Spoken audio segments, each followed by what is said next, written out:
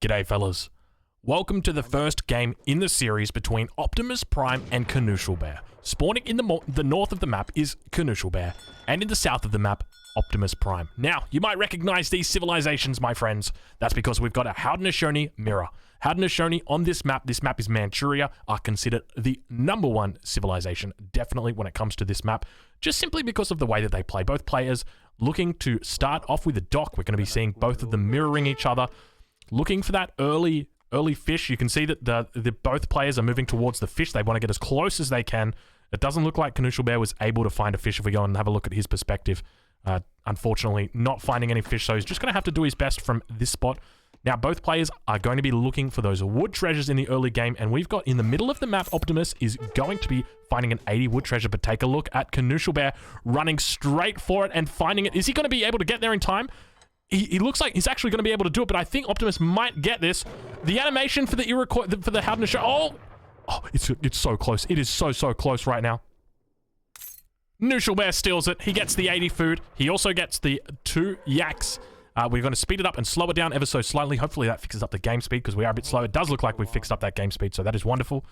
So on this map, typically you've got cows. Lots of different sets of cows. I don't know exactly how it spawns, but at the moment we've got 2 cows and 2 cows and 2 cows. So 3 sets of 2 cows in the middle of the map, and then you've got random cows dotted around the map. So 12 cows in total. You can see them out the back of the bases. Couple cows. There should be a cow around here somewhere. There's one up there. And now both players beginning to train their fishing boat. So we can see that if we take a look at Optimus, all of his villagers are on wood except for one, which has just done a little bit of herding. You can see it herding in right now. So 7 villagers on wood. He's got 2 actually. Oh, because one of them's a fishing boat. So there you go. We take a look at Knuschelbär. Knuschelbär just doing a bit of scouting with his yaks as well. Actually, you know what? I don't even think he's doing scouting with his yaks. I think he's just pulling them back home in a safe route, and that's definitely the correct thing to do. You can never really know where your opponent's explorer is right there, and so we see that if he had just walked these back, potentially they could get picked up by the explorer of Optimus. Now, Optimus has uncovered this trading post, but for whatever reason, he doesn't see the yak that was up here. Oh, the yak's just moved out of line of sight. He's got to be very careful there. Knuschelbär just being very careful to shepherd his yaks back towards his town center. Important that he gets them back without getting interrupted. We see that he's moving his yaks into position. Highly likely he's going to be deleting these yaks and using them to age up slightly faster to the second age, picking up another yak now. So 3 yaks, 6 yaks in total for Knuschelbär. Optimus, on the other hand, has Optimus even found any yaks? Oh my lord, Optimus hasn't got any yaks yet. Even though he's got them over on his side of the map, he's got this beautiful 75 food treasure as well. It's going to hurt him a lot because it means that, you take a look at Knuschelbär. Knuschelbär is going to be deleting these yaks. He's going to be eating them up. He's got 3 more coming in. So he's going to be able to get his age up in at a beautiful time. And when we compare that to the start of Optimus, I mean, he's going to be getting this 75 food treasure, which is going to help him get up a lot faster. That's for sure. But comparing it to the yaks, though, the yaks just gather so damn fast. So Optimus opting for a 4 fishing boat start here. 4 fishing boats is the optimal amount of numbers. How many times can I say optional, optimal? You guys know exactly what I'm getting at there. Doing a little bit of a pun. Knuschelbär is only going with the 3 fishing boats because he didn't find... Well, actually, you know what? I take it back. He did find that the 80 wood treasure, so I'm not sure exactly why he's decided to go for 3 fishing boats. I thought that 4 was standard. He's getting that age up in queue now, going up with the wise woman. If I remember correctly, the wise woman is going to be the resources. I don't think it's the villagers here. I think it might be the resources, but we'll have to play along and we'll have to see. Knuschelbär, we've got Optimus now going to be going up as well. He's about 150 food away, so going to be slightly delayed when we compare it over to Knuschelbär. But he's got a little bit better of an economy. He's got 19 villagers compared to the 17 of Knuschelbär. Now in transition, he's going to be making the fishing boats though, so going to be getting it up. Going up with the wise woman himself. Now that both players are aging with the wise woman, I think it might just be the villagers that is going to be coming in from this. So I think it's the 3 villager age up. Now, you guys might be wondering, Drongo, this game seems really hot, and I tell you, that's exactly right, because this game has only been played within the last 30 minutes to 45 minutes. We've only just received this game. So these games currently, this series currently is being played right as we speak. Now, if you're watching this back on YouTube, you can be definitely sure that this game wasn't just played just a minute ago. It's a minute, you know, an hour ago from me right now, or 30 minutes ago from me right now. So it's important to remember that. But with regard to, you know, everything that's happening on Twitch right now, this is essentially live. This in Age of Empires 3, this is the closest to live that you can get. You can't get any closer to live when it comes to, you know, tournament games, because unless people are going to be streaming their perspective, there's really no other way to get it, because just unfortunately, it's just not guaranteed to always work out. So now we've got 4 yaks here for Knuschelbär. I suspect that Optimus is probably going to be able to find a couple more yaks. He did have that one that he found out to the left of his base. We'll take a look and spot these 2 yaks down here to the south. Still haven't been discovered yet. He must have eaten a couple when he was going up. So now we've got both players beginning to transition into the second age. We'll take a look at Knuschelbär. He's about to age up. There he is, going up. Oh, it is actually the crates of resources. Okay, so I was correct. Just when I saw both players both going up with the same thing, I was like, I think this might be the villagers, because normally you go up with the villagers, but I might not be too good with the Knuschelbär meta on this map. It's an interesting map, though, that's for sure. And now we've got some canoes coming out already. These are very early canoes. So Canoe's going to be able to harass down Optimus's villagers, going to prevent him from gathering here. We can see that he's exhausted. Actually, no, he hasn't. Oh, this is so smart by Optimus. He's going to come in right here. This Canoe's going to provide a little bit of harassment. So Optimus doing the smart thing, okay? Because one of the things you got to think about, right, is this fish here is not safe. Like, look at the distance, right?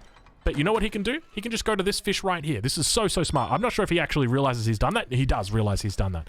So this is, you know, this is big brain kind of stuff. This is thinking about and knowing what's going to happen in this matchup, in this game.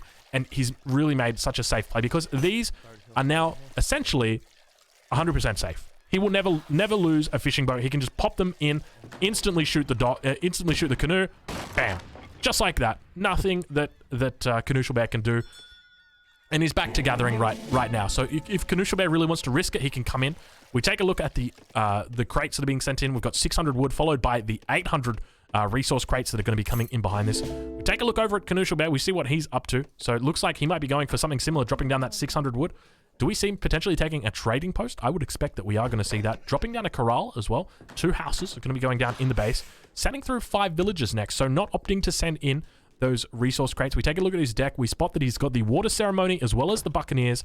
He's got the cuirassiers in age 3 as well as 4 war canoes.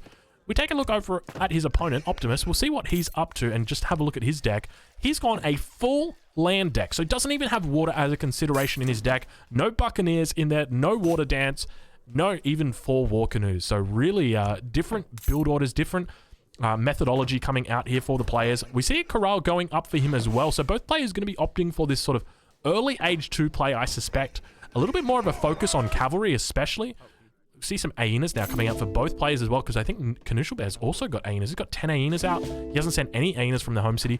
5 villages out now, so he's sitting on a comfortable 29 villages. Compare that to the 24 villages of his opponent, and he's going to begin to scale a little bit better than his opponent. But keep in mind, in the next maybe 3 to 4 minutes, there's going to be a window where Optimus is going to have significantly more resources. We can see right now that he is doing a fair bit of training. He's got his cavalry in queue as well as the hyena in queue. Moving forward across the map here. So I do suspect we might even see something like a big button coming out from him and do a timing with, you know, 5 hyenas. You can see just how much wood he's got right now. Dropping down another longhouse. He needs to be careful. He doesn't have his explorer close by, so he's not going to be able to send off a crack shot, but we can see that the explorer from Knuschelbär is close by. He's going to be hunting for that crack shot. 4 Kanya horsemen now coming out, not from the home city. He has trained this up himself. Now keep in mind that with these horsemen, he has trained these despite sending in 5 villagers, so still quite a decent economy. Going to be picking up 150 coin, sending in 4 Kanya horsemen as well, so going to be doing a defensive timing. 4 Kanya horsemen also coming in for Optimus, so both players almost mirroring each other, with the only real difference that Knuschelbär has opted for the 5 villagers, whereas Optimus has said, you know what, I'm just going to send in resource crates. So as I said, there's going to be that short window. We actually see Optimus has taken Stagecoach, as well as grabbing 2 TPs. So, you know, despite being down 5 villages, he's technically up the equivalent of about 3 villages now, because each of these trading posts is worth about 4 villages. So that's a total of 8 villages. So if we were to do a stock take, we'd say that he's on 34 villages compared to that of Knuschelbär, who sits on 32 villages. So ever so slightly ahead now. 4 Kanya horsemen going to be coming in. Now, just keep in mind that at any point in the game, Knuschelbär is going to be able to retake that, but this is quite a decent push that's coming in now. We'll ride along with Optimus. Optimus has got the line of sight, so we'll see exactly what he's up to. We've got a decent mass of Kanya Horsemen here. He's got to be careful. He's got the defender's advantage here. Significant mass for both players. I think there's a bad spot for Knuschelbär. You've got to be really careful. When you're pushing in on an even-sized opponent army, you have to be especially careful because of pops. Because your pops are going to have to run all the way across the map. You see the distance that it takes for these forces to run. Whereas your opponent's pops are going to be right on top of your army. So very, very careful you must be. Now we see that he's going to be attempting to burn down this dock. Just a single canoe going to come in, provide a little bit of harassment. Doesn't look like he's particularly committed to the backside, but oh, now we've got a little bit of a dance going to be happening right here, my friends. Reinforcing Tomahawks getting picked up off the back line. Optimus definitely getting a lovely trade in here, potentially looking to get a single Kanya Horseman. He does actually take it out, so not absolutely terrible. Taking out the single Kanya Horseman's not too bad, but he's going to be losing the dock here potentially. Knuschelbär's got to be a bit careful though, because I tell you what, this is a really bad spot for Knusch. He's got him in the trees, so definitely the right play. 13 Kanya Horsemen now. 13 Kanya Horsemen for both players. The fight begins. Kanya Horsemen going up against Kanya Horsemen. Who is going to be victorious? Do we have reinforcements coming in from Knusch? No, we don't. We've got a single Kanya Horseman in the queue. A little bit of bad pathing here. I'm not sure exactly what's going on. These units just want to be attacking. You're almost over-microing a little bit. Got to be a bit more careful. No attack dances from either players. Scores relatively even. More Tomahawks coming in from the back line. Knuschelbär looks to be in quite a good position, forcing Optimus to run back, getting a lot of free hits on his cavalry. His cavalry were almost bugging out a little bit there. So now he's forced to head back to his base. We see the significant mass. 9 Kanya Horsemen here compared to the 11 of Knuschelbär. He's got those reinforcing Tomahawks as well, which are really going to be making or breaking it for him. Now reinforcements coming in. We also see Tomahawks coming out for Optimus as well. And a couple of cavalry units just doing their best to snare, but at the same time, they've got to be really careful because they're sitting out here alone by themselves. And you see, first one getting taken out, second one almost getting taken out. It's down to about 3 health, 5 health rather. And now I think this is actually probably where Knuschelbär is going to be able to clean this up. It definitely looks like it. The Aina are going to be able to focus down the Tomahawks. He's got significantly more Kanya and no real buff other than just having his Explorer in here. Both Explorers on relatively high HP, 500, 474, so not being focused down. So I think that's the correct play. And a huge amount of Kanya Horsemen now overwhelming. So we've got 8 Kanyas that remain for Knusch. He's got 5 just here, but we've got reinforcements up to the north as well. At the same time, the dock still remains on a relatively high HP. It's not going to be going down, but it looks like Optimus is actually going to be able to clean this one up. Despite looking like it was going to be going the other way, he's managed to hold and managed to push back the forces of Knuschelbär. We do see, despite this though, that we've got a little bit of a lead still out for Knuschelbär at this point in time. A shipment now coming in for Optimus. We'll take a look and see exactly what he sends. Snaring with his Explorer right here. So being able to clean this up, definitely picking up a great trade here. Still, we see a 1,500 score lead here for Knuschelbär, so I'm not sure exactly what he's done to get that lead. He's got 28 villages combined with the 2 trading posts, so we'll call it 36 villages. Let's compare that over to his opponent, 37 villages. So Knuschelbär actually doing a great job getting ahead in the economy. And keep in mind that with Knuschelbär, he's always got the option to add these 2 trading posts in later. So he doesn't have to send a shipment. He's already sent in his 5 villages. So he's kind of like, he's almost gained an extra shipment by doing that. Because if Optimus wanted to do that, he's going to lose tempo as a result because he hasn't sent that in. Whereas for Knuschelbär, he's already sent it in. He's managed to somewhat break even at this point. We see scores now beginning to even up, about 500 difference at the moment. A villager going to be going down. Potentially a second villager going to be snared up here. No great coats here. Harrison would definitely be upset. I think it's called Spirit Medicine for the natives. We can't actually see the upgrades, but looks like that villager may go down, managing just to get inside. Doing a little bit of idling. It definitely looks like Knusch is thinking about the 3rd age at this point. We'll take a look over at Optimus and see if he's thinking about the same thing. It definitely doesn't seem that way. Villager going down underneath the town center. Second villager going to be going down as well. So Knuschelbär's getting caught with his hands in his pants down. I don't know exactly what the term is, but I'll just say this much. His villagers died, and they shouldn't have. Another villager getting picked up now. So Optimus doing a great job of just working down these villagers. I don't think Knusch has got an age up in queue just yet. He doesn't. He's got 17 idols at the moment. This push is coming at the right time for Optimus. Definitely a bit worrisome for Knusch. I would say that even though he's up a little bit in score, it looked like he was going to be hitting that age 3 timing. He's going to be struggling a little bit here. He's sending from the home city. He's got the 6 Tomahawks. I don't think he's got the big button that he can send. I think he's already sent the big button. Going to be having 5 Kanyas coming out as well. Potentially get a nice little flank here. Going to be able to pick up 1 Kanya Horseman. Let's see what he can do. Maybe pick these ones off as well. So get a nice bit of a potential attack coming in. Tomahawks now as well. Significant mass here for Opti. He's looking great, but it looks like he's going to be repelled here. Knuschelbär is still not managing to spend those resources and just keeping them here. We see that he's looking for that age 3. He's got a shipment that's almost going to be ready. By the time he gets up, he's going to have another shipment. And then the forest prowlers come out, and then all the dynamic changes very, very quickly. Another villager going to be going down on the extremity of the base of Knuschelbär. So keep in mind, at any point, Knusch is going to be able to add in these trading posts, going up now with the exiled prince, undoubtedly, or the messenger, as it's called for the natives. Significant mass of cavalry here. He's got 9 Kanya horsemen. So when he ages up, you know what he could do? Oh, it looks like he's just going to go cuirassiers. It looks like he's definitely going to be going cuirassiers here. So sending those in from the home city. I think that's definitely a wise choice. The other choice, instead of sending the cuirassiers, is just going for the 6 Kanya horsemen and then getting the elite Kanya horsemen upgrade as well. And then just pushing with, you know, about 15 Kanyas.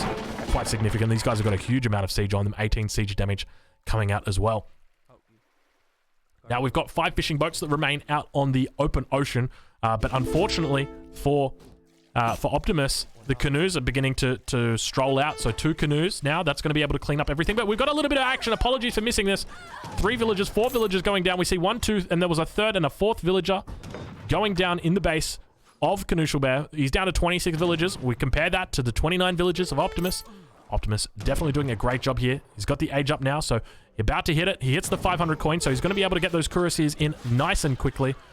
Are they coming in? They're not coming in. He's decided to go the route of the 6 Kanyas, realized he probably needs to get in forest prowlers, and that's actually what he's done. He's decided to go elite Kanya horsemen, so this is something that I talked about as well. It did look like he was macroing for that age 3 French renegade, but doesn't look like he's going to be getting it. So we see that he's probably going to be picking off the tomahawks here. Let's see what he does. So picking off Aina, so probably not focusing it down, realizing that he's going to have a potential struggle here. The main issue that he's going to have is that even if he manages to take down this town center, he's still got a shipment point right here from the war hut. So now Knuschelbär knows that his town center could potentially go down, so he's got to move in. Even though this isn't the optimal time to fight, he just wants to sort of force this fight. Explorer now kind of going to come in as well on the back line. Watch out for that potential big shot. We've got the pop that's about to happen. 6 Kanya horsemen. They've all got the elite upgrade now. Explorer, did he get his shot off? I haven't seen yet. Explorer still in melee mode. 6 Kanya horsemen coming in now to reinforce. A huge massive Kanya horsemen just really just getting some great shots on, even from behind each other. I haven't seen any shots coming off yet from the Explorer. We've got 14 Kanya horsemen that are still up. They've got their elite upgrades, and I do fear for Optimus that these are going to be cleaning up his entire army. A really nice mass here. 5 forest prowlers also going to be coming out, potentially taking out some tomahawks. We see the first shots going off down on the tomahawks, and I suspect that's going to be all she wrote, because Knuschelbär has just cleaned this up well and truly. He's reached the 3rd age, pulling ahead in about 2.5k score at this point, and Optimus calling GG with his little ninja avatar. Well played. Over to Knuschelbär. That's the first game going over to him. Let's take a quick look at the post game and see exactly how these two played it out and how they got here. Relatively close when it comes to their income. We see at the end there that Knuschelbär was just idling, but it didn't really matter. I see that Squagmire is saying, fix the FPS. Are we dropping frames, are we? Don't tell me that, Squagmire. That's not what I want to hear. How's everything looking? I probably should have checked that before. Replay was slow. Okay, that's essentially what it was. Frame is fine. Game very slow. Okay, apologies. I don't think we can fix that. I mean, I've got the game set at 100 FPS, which is the recommended amount. I can put it back up to 144. We can try that.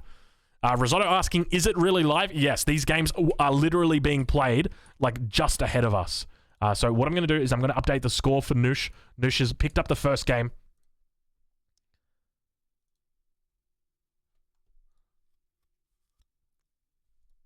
All right, second game has been sent through to me now. I'm going to move this recording across.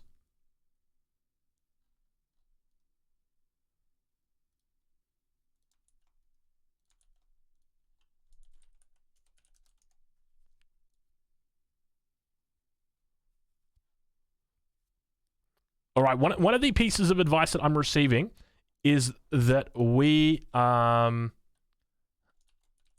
should be taking the replays from the other player. It may be less laggy. Are you able to send replays for the next game, please? These ones are a bit slow. Thank you. All right. That's really good advice. That's really good advice, Age of Killer. That's great advice. Harrison saying just set it to 144 FPS. Yeah, we can do that as well. I have done that now. So 144 FPS, you can see that. So we'll move back into the second game. Noosh versus Opti. We've got game number 2 now.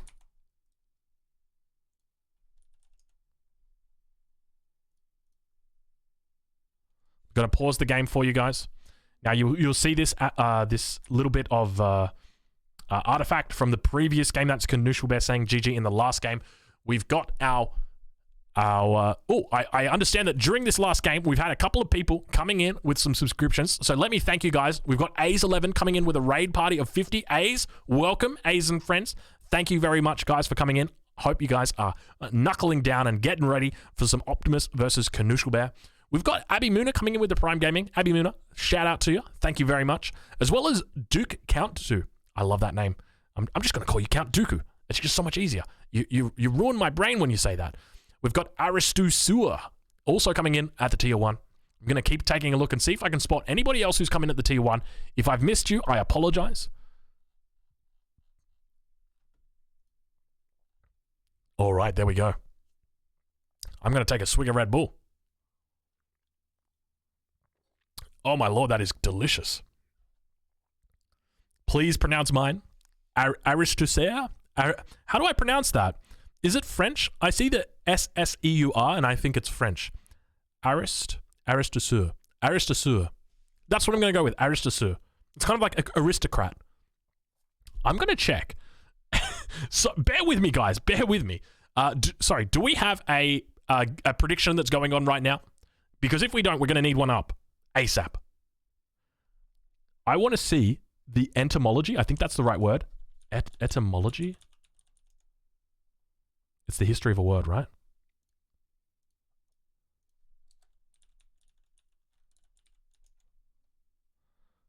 The word aristocrat comes from the Greek word. Okay, it's Greek. There you go. Maybe French and French and English pull from Greece together. Who knows? Who knows? All right, ladies and gentlemen, let's get into it.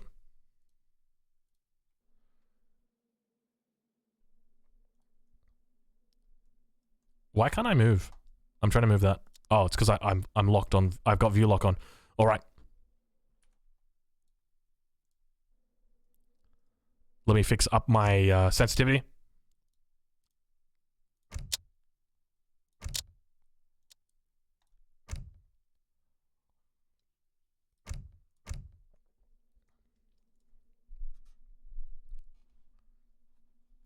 Let's get to it. Yar. Indeed, yar. G'day, fellas. Welcome to the second game between Optimus and Knuschelbär in the round of 16 for the Global Championship. This series is a knockout series, which means whoever loses this is going home, and whoever wins it is going through to the next round. Spawning in the west of the map is Knuschelbär playing on the Indians. His opponent, Optimus Prime, spawning in the west, or the east of the map rather, with the Dutch. Now keep in mind, this map is Colorado. Both players would have gone into this game knowing what the map is going to be. Knuschelbär, being the victor from the last game, picked his Indian civilization first. He has been responded to with Optimus going the Dutch. I think that in this is a relatively even matchup. Potentially a little bit favored towards the Dutch. I will say that much. Especially after... maybe after 6 minutes, it's definitely favored towards the Dutch. So we see that Opti's doing quite a nice little micro here. Managing to get this wolf to sort of just sit back here, getting out some extra damage on it while he meleeed down this wolf here. He's got to be careful though. His envoys come out in the opposite direction. I don't know if I necessarily agree with that. So I'll talk a little bit about that. Also doing a market start as well. So a curious opening, definitely. So typically one of the things that I like to do is have my envoy and explorer run roughly in the same direction, just relatively close to each other, because with your envoy, obviously you've got a very big line of sight. You might scout a nice treasure like this 60 food down here, and you're going to be able to go and get it with your explorer. Whereas your explorer is just essentially scouting for himself right now. So one of the things to consider is that if the envoy was up here and had scouted out this, then Opti would have spotted the 110 coin here and could have gone for that instead of having to go all the way across the map, all the way down. Now, obviously, there's different schools of thought when it comes to that, but I guess from my perspective, that's the way I like to think about it. We see that a treasure's already been claimed in the middle there. Knuschelbär picking up a Nutka Clubman already, so a great opening for him. Going to be sending through Distributivism as his first card. Managing to get this trading post down. So potentially looking at going for a GFA FF. We'll take a look at his deck. Does indeed have Good Faith Agreements in the deck. So potentially going to be seeing Good Faith Agreements come in as the second card. And then potentially moving into a Fortress Age play. We see that he now begins to open up on the treasure, the 120 XP, I think it was. Yeah, 120 XP. So a very nice treasure for him, especially doing a GFA build. He needs all that XP he can get, picking up that extra pass as well. We take a look at Optimus. We see Optimus is moving over, though. Optimus has decided, hey, you know what? I want to have a go at this treasure as well. Looks like, is he going to get the shot? He gets the shot. He gets the right click. He's got it 100%. I don't think there's any way. Now, he's going to lose his Explorer for this because of the Nutka. Optimus takes the 120 XP. He's going to need to try and do his best to block. Oh, no, he's grouping. Oh, my God. You need the Nutka on the Explorer and then blocking the Explorer with the the Indian Explorer. Knuschelbär going to be... Let's take a look at Knuschelbär. Knuschelbär is going to be very upset with that. Where did that Explorer go? Hold on. Did that Explorer just vanish? Is it just me? Hey, he's out over here. He's over on the right-hand side. I don't know how he managed to get out. So Knuschelbär actually doing a... or Optimus, rather. Sorry, I'm getting these two confused. Optimus doing a great job managing to get his Explorer out.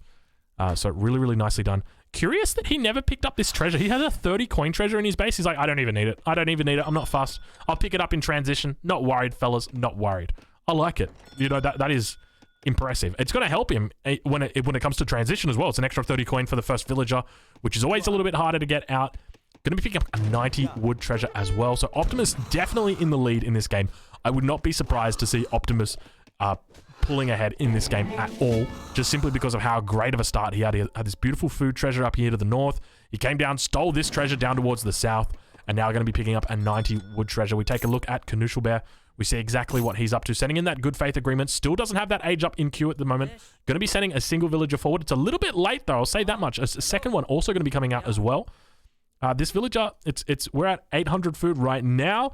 Got a bit of walking to do. Unless you're going to be putting that down right here or over here, I think you're going to be in a bit of a tough spot. And a coin mine is going to pop up exactly where he wanted to put that down. Does he get it down here? He does indeed fit it down. So a decent spot. Up about 100 food at the time that he does actually age. So Good Faith Agreement's now going to be coming in. Knuschelbär only discovering about half of the map at this point. Going to be picking up a 60 food treasure, so not too bad at all for him. Also a native scout over just below his base. Moving into the transition period though. We've now got Optimus, who's well and truly up. Going up with the Quartermaster, which you would undoubtedly know is going to happen. Going to be dropping down that bank in transition. We'll take a look at his deck and see what he's got. His deck is called Spies. His deck is called Spies. What are you up to, Optimus? And how do you know that he's going to be Spies? What could he possibly... Is it the Tiger Claws? Tiger Claws are natives. What are the Spies going to be used for? What's it going on in his mind? What is he thinking? I wish I knew.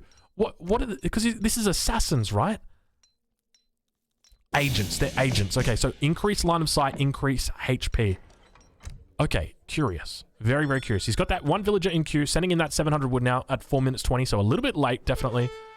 He's going to be finding... Oh, this is so frustrating. This is so, so frustrating.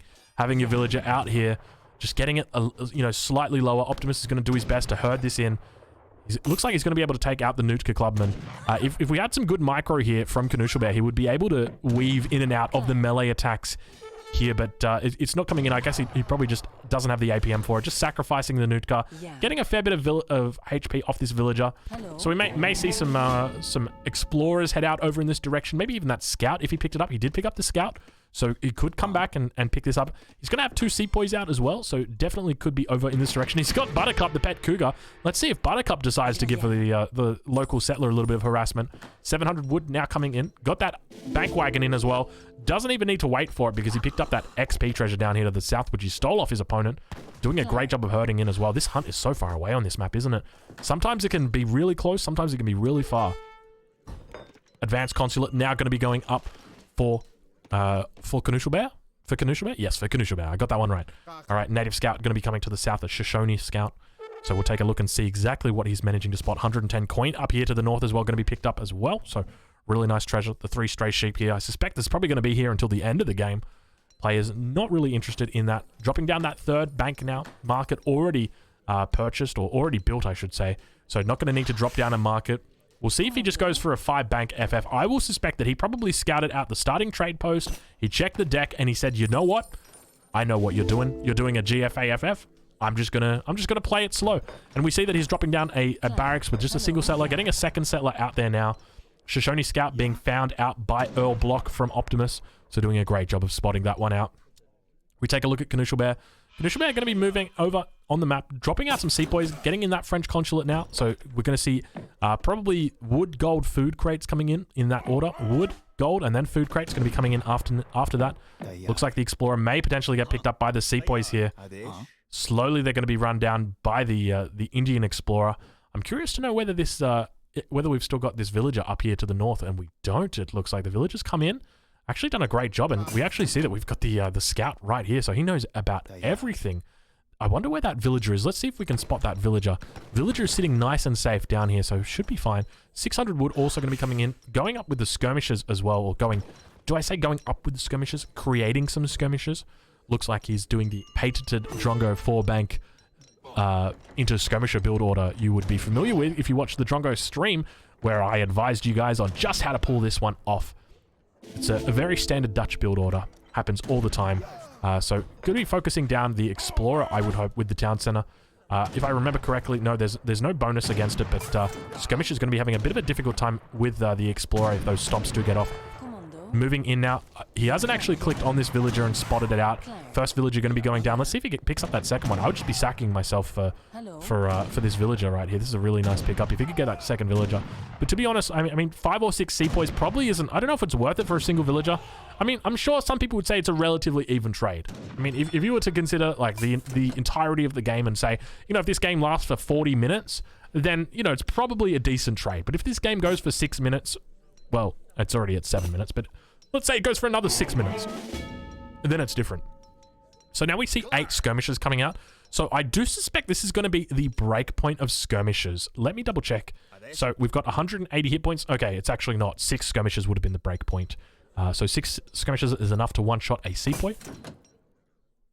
Still got this Shoshone Scout just hanging out, being a nuisance. Still we see this Earl Block being chased down by the scouts of the Inca player. The Inca player. Where did that come from? The Indian player. Managing to take one down to 24 HP. Now going to be stealing off this 30% increase in HP. We see what he's up to. Looking really nice on his macro right now. So getting all those market upgrades. Gathering up that 500 food crate. And going to be undoubtedly ending that alliance with the French consulate as soon as possible. Probably going up to... What would be the next thing? Probably the British consulate, I suspect, would be the next... the next thing, maybe the Ottomans as well. Probably too late for the Ottomans, you know. Typically, you'd want to get those 4 villages in nice and early. But nonetheless, a really nice timing here. We'll see if he goes down with whether it's going to be the Tower of Victory or whether he goes down with the more typical... What do we have? We've got the Charminar Gate. So, no Carni Mana out this time. I know some people in the chat are going to be disappointed not to see any Carni Manas. We see that there's a bit of a timing push coming right now. Oh my god, I didn't suspect this. Just when you thought that there was going to be some sort of fast fortress, we've dropped down a stable, we've made pikemen from our barracks, and we've got hussars out on the map. Oh my lord. Knuschelbär definitely going to be caught a little bit off guard by this. We've now got the sepoys getting picked off ever so slightly by the skirmishers. 13 skirmishers out here. Going to be able to two-shot or to one-shot 2 separate sepoys. This is a very large aggro fort. It looks quite... scary, but one of the things to remember is that it's got a very slight AOE, and it does as much damage as an outpost, so don't be scared of it. Don't think for a second that it's going to hurt you. It's not. It's got a 0.75 multiplier against artillery. It's not going to do much at all, so don't be worried about it. Don't even look twice at it. Just start sieging it down. We've got 5 pikes as well coming out. Going to be going up with the Charminar Gate and also sending in 5 Soars. So looking to have them arrive roughly at the same time. Only using 4 villages to go up here. I don't know how I feel about that. I feel like 8 villages here would probably be the wise choice, Knuschelbär. Definitely a bit more of the unsafe route, I'll say that much. But villagers now getting put in a tough spot. 1 villager going to be getting focused down on the back line. So Optimus doing a great job of just really forcing the issue right here. Right before the age up, we've got the pop that's about to happen. Where are they? There's the Sowars popping out right on top of the skirmishers, so they're going to be doing a great job of cleaning this up. We now see the pikemen that were fighting with the sepoy and the villagers moving back to deal with the Sowars. A really nice cleanup potentially going to be happening here from Knuschelbär. The villagers are in the mix, and that really helps out because you see this one Hussar here? It's just hitting down villagers. It should be focusing down the Sowars, and the Sowars are focusing down the skirmishers or the pikes, and they're getting all that damage in. So we see that Noosh is managing to pull these villagers in. He's spotting it. He sees this villager, and he's just so aware. See, he's just been the next villager, and that's exactly it. And that way he's able to hold, gets up to the 3rd age right now, and Optimus is in a difficult spot despite being up about 2.5 score, or 2.5k score. It's going to be the Ottoman Consulate, which is what we see next. So we could see Minutemen potentially come out on the forward aggro fort if we wanted to clean this up a little bit more. I don't think we're going to need it, though. We've got the Marhout that's being caught up by... Marhout's just doing classic Definitive Edition things, just deciding, you know what, I don't really want to attack the skirmishers. I'm just going to scare them. And that's exactly what happens. So they're getting scared off. Going to be cleaned up completely. We take a look at Optimus. Optimus going up to the 3rd age. So just when you thought, you know, the Dutch might be in a bit of a bad position, don't worry. Don't worry. Here's the Dutch. Dutch currently an S-tier civilization, in my opinion. So going to be absolutely fine. Down about 1,300 points at the moment, Knuschelbär is. So really, really, you know, that is a textbook defense right there coming out from Knuschelbär. Very impressed with the way that he played. Going to be sending in 8 Gurkhas. So typically what we see this matchup develop into is a skirmisher war. So obviously the Indians don't have a skirmisher. They have got a Gurkha. But those units serve the exact same purpose as the skirmisher. So typically what we're going to be seeing is, so the first card's going to be 8 skirmishers, or 8 Gurkhas rather, and then probably after that British East India Company, and then potentially, he doesn't actually have 7 Gurkha in deck, which I would say is a little bit strange to have 8 Gurkha and have 9 Sepoy, but not have that 7 Gurkha. I don't know how I feel about that. Normally, especially in this matchup as well, you really, really want as many skirmishers as you can get. When it comes to the Dutch player, I suspect we're going to be seeing 8 skirmishers. Oh, it got cancelled. Oh my god, he's doing Hussars. This is so lame. I can't believe people make these 4-legged units. What? Like, I just don't get it. What do these things even do? So normally what you'd expect to see is 8 skirmishers into infantry combat, and then further infantry upgrades eventually. Potentially 1,000 wood at some point to drop down that 5th bank, maybe get another barracks or even a 2nd barracks down, so you've got 3 barracks in total. Pikemen now moving out across the map. Going to be sieging down this house. Keep in mind the Indian houses are cheaper than other houses, but they've also got less health. So why is that house 70? Oh, it's because he's got... Is he Portuguese or something? I remember. I thought that these were 80 wood each. I'm sure someone can explain it to me. I don't know exactly why that's cheaper. He's got the Ottoman consulate, not a Portuguese consulate, so I don't really know exactly why that's happening. So Hussars in this matchup are going to be really quite smart, I would say. Primarily because you're... Oh, a villager going down. Primarily because your opponent thinks you're going to be going skirmishers. You see that Knusch is only making Gurkha at the moment, so he thinks it's going to be a skirmisher war. He's investing pretty heavily on skirmisher units. He's got 17 Gurkha out, 22 in total. Only just a little bit of Sepoy, but now he senses there might be something up. He's gone, hold on a minute. I just saw more Hussars here. I saw 5 here. I saw 5 there. Why is he making so many Hussars? That's 1,200 food. That's a lot of food to invest when he could have made skirmishers, and he didn't. I need to get some Zams out, and that's a really smart decision. We now see a huge batch of enemy forces coming out from the Dutch, all going to be cleaned up right now. Those Gurkha are, and the jig is up. He knows that there's 14 Dutch Hussars out right now, veteran Hussars. Potentially going to be seeing the next card come in as cavalry combat. It's an option. Also could be going for that 1,000 wood. Depends exactly how he feels. But training more Hussars coming out of this stable back in the base. Going to begin sieging down this house. So I definitely think it's a little bit of an interesting dynamic at this point, especially because we see double racks or double... We've got a single racks as well as the aggro fort that are training both Gurkhas, and he knows that there's a huge mass of Hussars. So whether he thinks that this is going to be enough Zams just to deal with these Hussars, I'm curious. It looks like he's going to be able to potentially connect here. Optimus looking to connect, managing to get the Hussars onto the front line. Sepoy going to be moving in. His infantry lagging a little bit behind. Zambrak's doing a great job of just picking these units off and doing exactly what he needs to do. He just needs to continue kiting back do that absolute toxic skirm botting, and this is one of the reasons why you see skirmishes so dominant in this matchup, because of exactly this type of kiting that happens, because it means that the player who goes cavalry is typically just going to lose out because of pathing, because of, you know, pull tricking, because of the skirmishes just being so damn strong in this game. Minutemen now getting called from the Ottoman consulate. More reinforcing Hussars coming in, but still getting one shot. Down to 7 Zambraks. These are disciplined Zambraks, so he's actually got the upgrade for them. Still a couple of Hussars that remain. We take a look over at Optimus's perspective. 9 Hussars at this point. So actually doing a relatively good job. Perhaps I've called it a little bit too early here. Needs to be doing his best to focus down these Hussars. We see that the aggro fort is doing its best to draw aggro here. A couple of units just sort of thinking about attacking it as well, as they fight Earl Block back on the back line here. Let's see if we can potentially get off a melee attack over to snare these infantry. We've got now that remain 8 Hussars that are here. We don't have any reinforcing Hussars coming in just yet. I heard the sound though. It was just some skirmishes, it seems. And now the Gurkha are in a difficult spot. It looks like Optimus might have been actually able to overcome the Knuschelbär play. So it definitely seems that there wasn't enough Zambaraks out, and I guess I take back everything that I said before. Knuschelbär was looking really, really good, especially when he was pulling up to that aggro fort, but just that reinforcing batch of Hussars has left Knuschelbär with no other option but at this point to say, well, damn, I'm stuffed. And I got to agree, I think he might be stuffed, Noosh, because looking at the scores right now, we've now got a 5k difference opening up. Optimus has pulled ahead significantly. Let's do a little bit of a stock take. We'll take a look and see exactly how much ahead each player is there on. We've got 35 villages. Now, there's a single trading post, no stagecoach on it.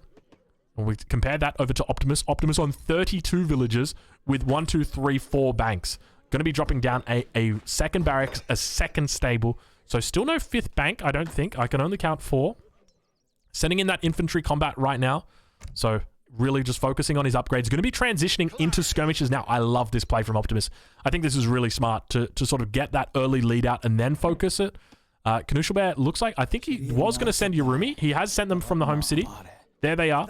So normally with Knuschelbär, what I would have loved to have seen is sort of, you know, send those Urumi on notice. So you'd send them, cancel them, send them, cancel them until your opponent comes in for the push. And just when they get under the aggro fort like they were before, that's when you pop them. That's when you allow them to come in. We didn't actually see this. Sieging of the house begins. Skirmisher mass beginning to build for Optimus. 4k score lead still out at the moment. So Optimus definitely looking in a commanding lead. One of the spots that I would love Noosh to, or one of the things I'd love Noosh to be able to do right now is send in those 7 Gurkha. I mentioned this earlier that, you know, at this point, like, he really needs to reinforce this Gurkha mass. He doesn't have a lot. He's training, you know, 2 sets of Gurkha at the moment, and realistically, he doesn't have any option. You know, his best bet is to send in something like the 3 Mahouts. That's really it, and just hope he can get a good pop here. There's not a huge amount of siege coming out from the Dutch player, so it does mean that he's going to be able to potentially siege this down for quite a while. To be honest, the fact that Optimus is underneath this town center with just these skirmishes like this, it makes me so scared. I can't believe that he's doing it. We've now got reinforcing Reuters beginning, as well as some reinforcements getting picked up by the aggro. So let's take a look and see if Optimus can potentially pick that up. If you're wondering how to pick out the Mansabdar, it's because you pick him out from the tube socks. You look for the tube socks. Do you see anyone with tube socks down here? I don't actually see any tube socks. I think it's that one right there. Yes, that's him right there. So getting focused down a little bit. More Gurkhas in queue. He needs 150. Gosh, 150 XP for that next shipment to come in, and then he's going to be okay. Potentially those 3 the 3 Mahouts is what he's going to be aiming for. Probably going to need to do a bit of market selling if he wants to get to that all-important amount, but I suspect that at this point, Optimus is just a little bit too far ahead. There's a huge mass now coming in for him. We've got some Urumi over here as well. 7 Urumi in total, only 5 over here. Not going to be able... I think he might have to just settle for the 2 Mahouts instead. I know you'd really want to get that 3rd one in just for the extra critical mass. And Optimus doing his best to try and chase down this infantry mass. I think he just knows that Knuschelbär is just pull tricking here, and that he can just continue running away as long as he likes. Because the infantry, or the... so he pull tricks with the Zambaraks to the Urumi, and then he pull tricks everything with the Gurkha. Looks like he's actually picking up a couple villages now with the Urumi. Just a single Urumi, just, you know, hitting down those villages. Managing to get a relatively good route. It looks like he's going to be able to get back. Stacking quite a fair bit of resources here. This is at 1.9k resources, up to 2k resources now. So not sure exactly what Knusch is doing. Undoubtedly going to be sending in those 3 Mahouts any second now. Where are they? Send them in, Knusch. Send them in. Oh, Knusch, you're in a difficult spot here. I think Knusch is just... Knusch dropping a second town center. Knusch, you're crazy, girl. You are absolutely crazy. Now sending in those 3 Mahouts. I think it's a little bit late for those Mahouts, unfortunately. Really would have loved to have seen some market purchasing. 3 Mahouts right here would just clean this up completely. It would have been a completely different game, but look, Knusch is still doing a relatively good job in just falling back, managing this, managing it as best as we can. We see more reinforcing Hussars now going to get picked up on a trading post, so a bit unfortunate. Looks like they're going to be able to overextend past the town center. Really need to focus down these Reuters, make sure that there's no Reuters left. We see more Zams coming out now. Finally, a staple getting dropped down for the Indian player. Definitely a wise choice, but I feel like it may have come just slightly too late. Villagers now going to be moving back, looking for that source of gold. Definitely going to be heading up to the north. We see the Petards, the 5 Petards going to be coming in. I don't know how this is going to help you right now, other than potentially tanking. These guys have got 40% melee resist, so we could potentially see that. We've got the 3 Mahouts now popping out as well. They're going to be able to clean up these veteran skirmishers, and Opti recognizes this, immediately heads over, and looks to clean this up. We see that they're getting caught a little bit on the fort. Just the Mahout's got 6 movement speed, but when it gets caught with the stragglers behind like that, it's in a difficult spot. So not getting the best pop. Unfortunately for the Mahouts, they're going to be able to get out, but that's not really how you want to do it. You want to have your Mahouts pop right here. Get an absolutely juicy pop, but definitely Knuschelbär looks to just be running Optimus around right now. All Knuschelbär wants is Optimus to just go away. He says, go away, come back in 5 minutes, and then we'll fight again. Just give me some time. Villagers now to the north. Oh no, I think Optimus might recognize that there is potential villagers up there to the north. He could just be going to close out the fight though. He spots villagers moving it, and undoubtedly he's going to be heading out over here. He spots a huge mass of villagers. Looks like the skirmishers are actually going to be all by themselves. Mahout's going to be able to connect. Looks like the military on the backline are going to be able to repel them off, and Mahout going down significantly, down to 118 health. Going to have to heal that up with the Monk, or just risk losing it altogether. Gurkha mass is still so small for Knuschelbär, and it really just comes back to not having that 7 Gurkha shipment in and losing out significantly to those Hussars. Beginning to bully his way all the way back. We see that we've now got some Minutemen being called from Optimus as well. He's really just said, you know what, we're just going to go all in right here. We're going to call it. Yurumi just doing their best to do it, and Knusch just in a difficult spot. All he's done is run away and lost all of his army. This entire game has just been running away. Knusch, you got to face your demons right now, girl, because I tell you what, they're coming for you. The stump coming out, Knuschelbär calling good game, and the game has been called. Well played. Over to Optimus Prime. Impressive stuff. I like this Minutemen call, the aggressive Minutemen call. Did he have a TC? He didn't even have another TC.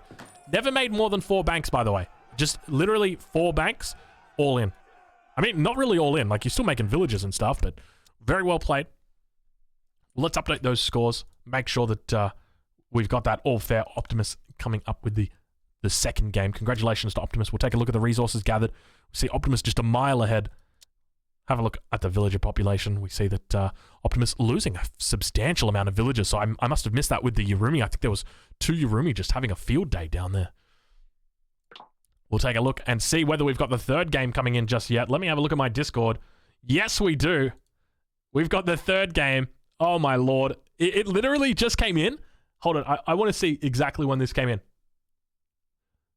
It came in 9 minutes ago. Oh, my freaking God, dude. Oh, that is so... I actually really enjoy doing this. You know, because... I mean, I will say it, right? I got a lot of friends who are in, like, the top 10, the top 20, the top 30, that sort of region. And so whenever these games sort of happen, I kind of, like, naturally the game kind of gets spoiled for me because, like, people say, oh, how did you go? Or, like, you know, are you going to get through to the next round? And they'll say, oh, no, you know, I lost, or, you know, something like that. And I'll know the result. But this game is literally happening live right now. No one knows the result. The players don't even know the result because it hasn't even happened yet. So we've got game 3 ready to go. Are you guys ready to jump into the third game? Have we got predictions? I don't know whether we need to settle a prediction from the last game, but definitely we're going to be having predictions for this next game. I might put on some music just in the background while we work out predictions. How you guys doing, chat? How you guys looking? How you feeling? What do you think of that game so far?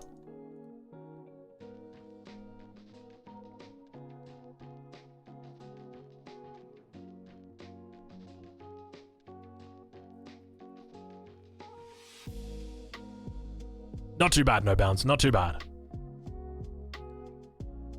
Drungo out here flexing with his high ELO friends. What are you talking about? I'm ranked number 1, mate. I'm Harry Wood. Hazza.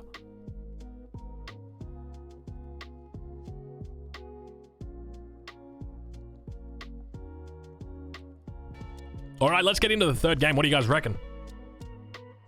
Let me pause this one up. Get that music out of here. Gonna pause the game just before we start. If you haven't already, ladies and gentlemen, there is a prediction right now in your chat window. If you can't see it, refresh your screen. It'll pop back up. And keep in mind that at a random point in this match, we're going to be giving away a copy of Age of Empires 4. It will be gifted to you on Steam. If you're a subscriber, you're going to have a 3 times higher chance of winning. To be eligible, though, you must be able to receive gifts on Steam. Keep in mind, some people can't receive gifts on Steam because they might have changed their password recently, something like that. So it's important to be aware. You need to be able to receive gifts. 5-minute prediction. A bit of a long one. A little bit of a long one. I'm going to take a look and see if we've got any more subscribers during that game. I'm going to do my best to try and spot them. My chat, unfortunately, isn't going back the longest. It doesn't look like we had any new subscribers in that last game. Keep in mind, if you are a subscriber of the channel, that is going to increase your chance of winning. Only by 3, though. Not by 10, not by 5, not by 4. Motion graphics saying, inst real live. Don't do clickbait. DE devs are just too slow for finding lice cast after 7 months. I understand what you're saying, Motion GFX, but I want you to understand that when we say live, we're not talking about like live right this second. We're talking about the games are being played right now. Right now, Knuschelbär and Optimus are playing against each other live. We're following them immediately. Like, we are right behind them. They are playing game number 4 right now. We are watching game number 3. If that's not live, I don't know what is. Philip Mitz in the chat saying, Drongo's the next winner following Fitzbro. I got to agree with that. I got to agree with that. It's going to happen. It's going to happen. It's going to happen, definitely. All right, let's jump into the third game. What do you guys think? We've got a Portuguese mirror on Alaska. Definitely one of the more infamous maps and matchups.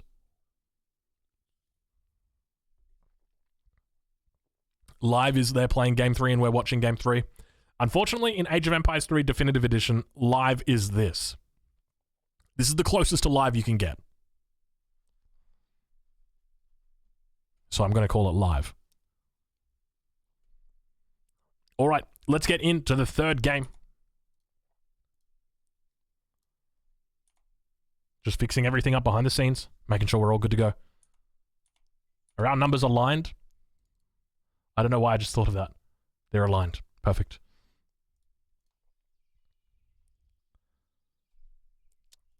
I need to fix this one up first.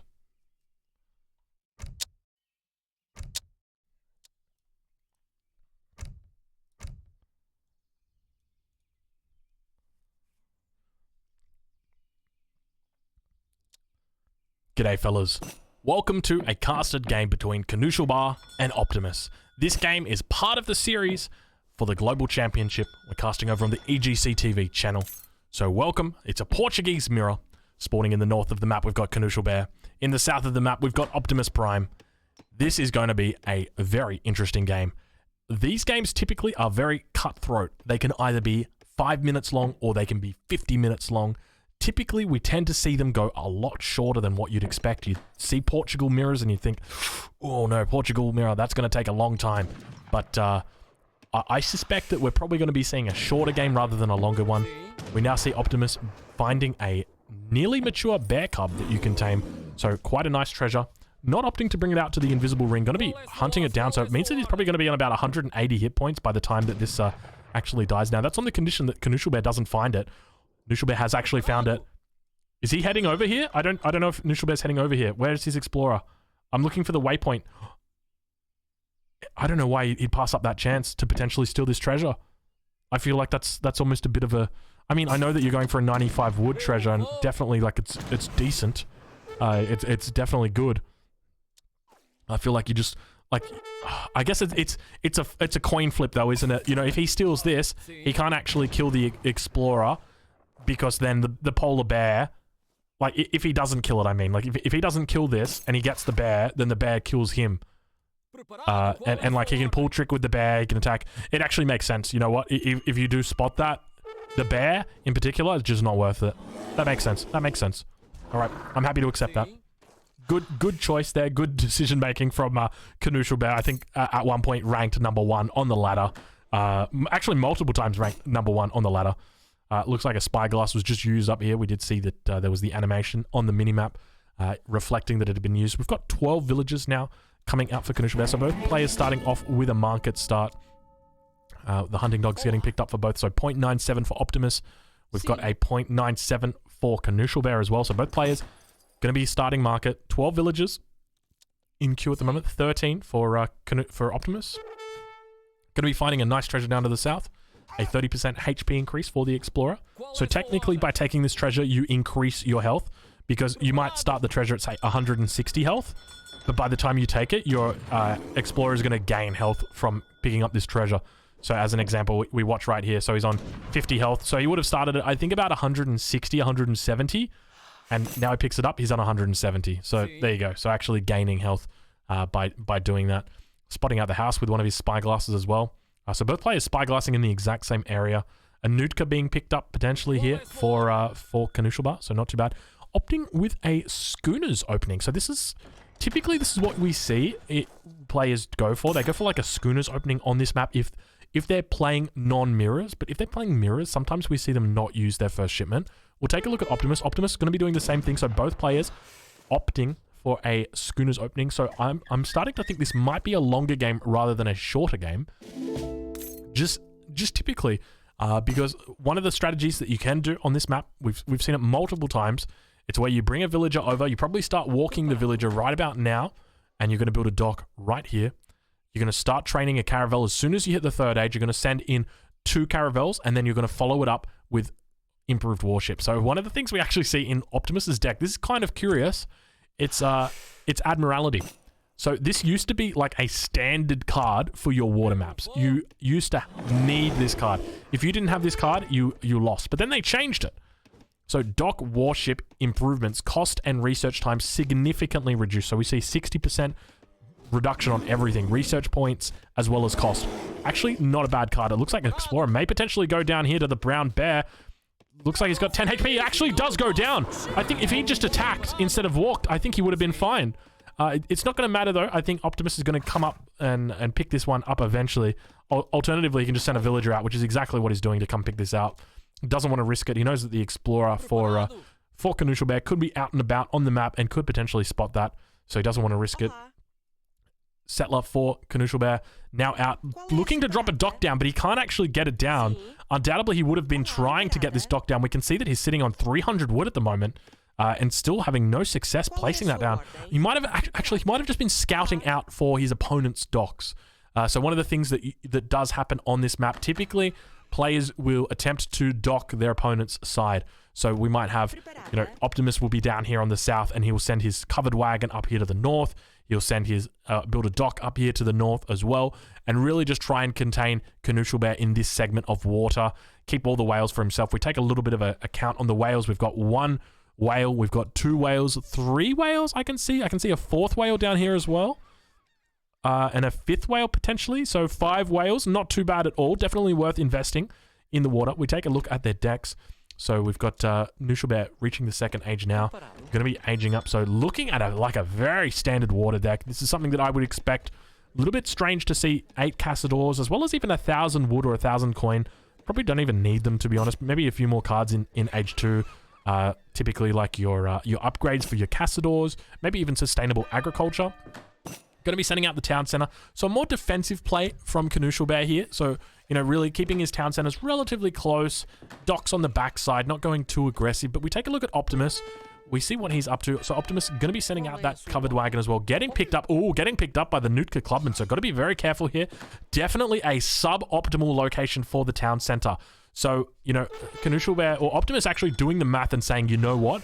I can't send this town center out over here. He 100% would have wanted to send the town center out here, and he didn't. So now sending the 2 caravels from the home city. Let's take a look and see where he drops that. He's got his flag set back here. They're about to come in as well. It could be that he may have forgotten to change the location on this flag, because ideally he wants them up here right now. Optimus, wake up! Optimus, wake up! Optimus, wake up! They've come in behind, so they're going to have a big walking distance or a big swimming distance. Knuschelbär getting a hell lot of siege onto this town center. It's entering the third phase and about at half HP at the moment. Knuschelbär going to be going down, so would have gone down to Big Jerome at the end of the day. Big Jerome with 500 hit points. I thought Big Jerome got nerfed. Didn't they turn Big Jerome into like a slightly smaller Jerome? He's freaking huge, man. 420 hit points. That's lit. Crabgot is definitely going to be happy with that. 2 caravels now making their way around. We see a third dock going to be added now for Optimus. Knuschelbär, he's got his 2 docks down. He's happy just doing a 2 dock boom. I'm sure that Age of Killers probably in the chat at the moment saying, oh, I don't agree with 2 docks. I think that 3 docks is better here, or vice versa. I probably suspect Age of Killers is going to think that a 2 dock boom is probably a little bit safer. So now going to be sending in the 700 wood as the second card in the third age behind of this. So we have a look at his deck. His deck's actually called Noosh. He doesn't have advanced dock. He doesn't have improved buildings. He doesn't have any of the team coastal defenses, but his two caravels are going to be able to pick off this villager, 100% taking it down. So a small victory here for Optimus, definitely, because this outpost doesn't go down. If this outpost went up, he would be in a great position. And I think that really just comes down to the fact that you've got to push with like at least 2 or 3 settlers to try and get those outposts up, just because of the way that this meta typically evolves. You're going to be sending out your caravels nice and early, even just as a defensive mechanism, and that's exactly what's happened. So Optimus here opting just to keep his caravels more defensively, make his boom a little bit stronger at home, and make sure that it is okay. Got that triple boat boom in now. Going to be sending in improved warships as well. Let's keep having a look at his deck, study it a little bit more. So interestingly, got Royal Mint in the deck. So one of the things I don't agree with having is having Royal Mint in the deck. I don't like it here, and I'll explain why. You've got 5 whales. That's 20 fishing boats. You've got whale oil, you've got rendering plant, you've got economic theory. So in total, you've got 75% buffs for whales. 20 villages on coin out here on the open ocean is more than enough. Trust me. So if you've got like Royal Mint, it just doesn't really make sense. Like maybe you've lost water at that stage, or maybe you don't have whales. I don't know. I really can't see Royal Mint being that useful in this sort of situation. We take a look now that Caravel's still doing a little bit of damage. Improved warships going to be coming in for Optimus. Curious to see if he actually sends Admiralty. I would love that. Can you imagine if someone like sent Admiralty and did like a rush with 5 Caravels? That would be actually awesome. That could have real potential. Gillnet's now coming through for Optimus. 43 villagers compared to the 41 of his opponent. A couple villages going down up here. So down to 40. 3 Caravels now coming out. Keep in mind the improved warships isn't sent in just yet. We take a look at his deck. Nothing else really to send in. Next card after this would probably be something like Rendering Plant, potentially. I think that would probably be it. Other than that, but like Admiralty coming out for Optimus could definitely be big. You know, any kind of upgrade that you can get is really game-changing. Huge broadsides coming off on the fishing boats, taking 2 fishing boats out. A lot of these fishing boats on very low HP. All of the fishing boats making it in, and take a look how low they are. This is the consequence of not taking your opponent's side. So one of the things that we do see players do is they do try and take this spot up here, really, you know, try and get this town center down and keep their opponent in this corner, you know, over on the right-hand side. So not going to be happening. We've got Great Coats as well finally coming in now. So Great Coat's going to be also providing 70 hit points for the fishing boats as well. Admiralty coming in. He's doing it. This is actually big brain. I love it. It's really, really smart. Typically, this card is kind of laughed at. People are like, you don't need that. But you got to think about this matchup, right? Think about this map, okay? Both players are playing Portugal. Both players are thinking about the water, only playing the water. You've got one Portuguese player who's sent in his... well, he's got Gillnet, so that's a very important upgrade for warships. He's got improved warships. Okay, he's going to be looking for, like, some sort of timing. I want him to be, like... He needs to be, like, completely off food right now.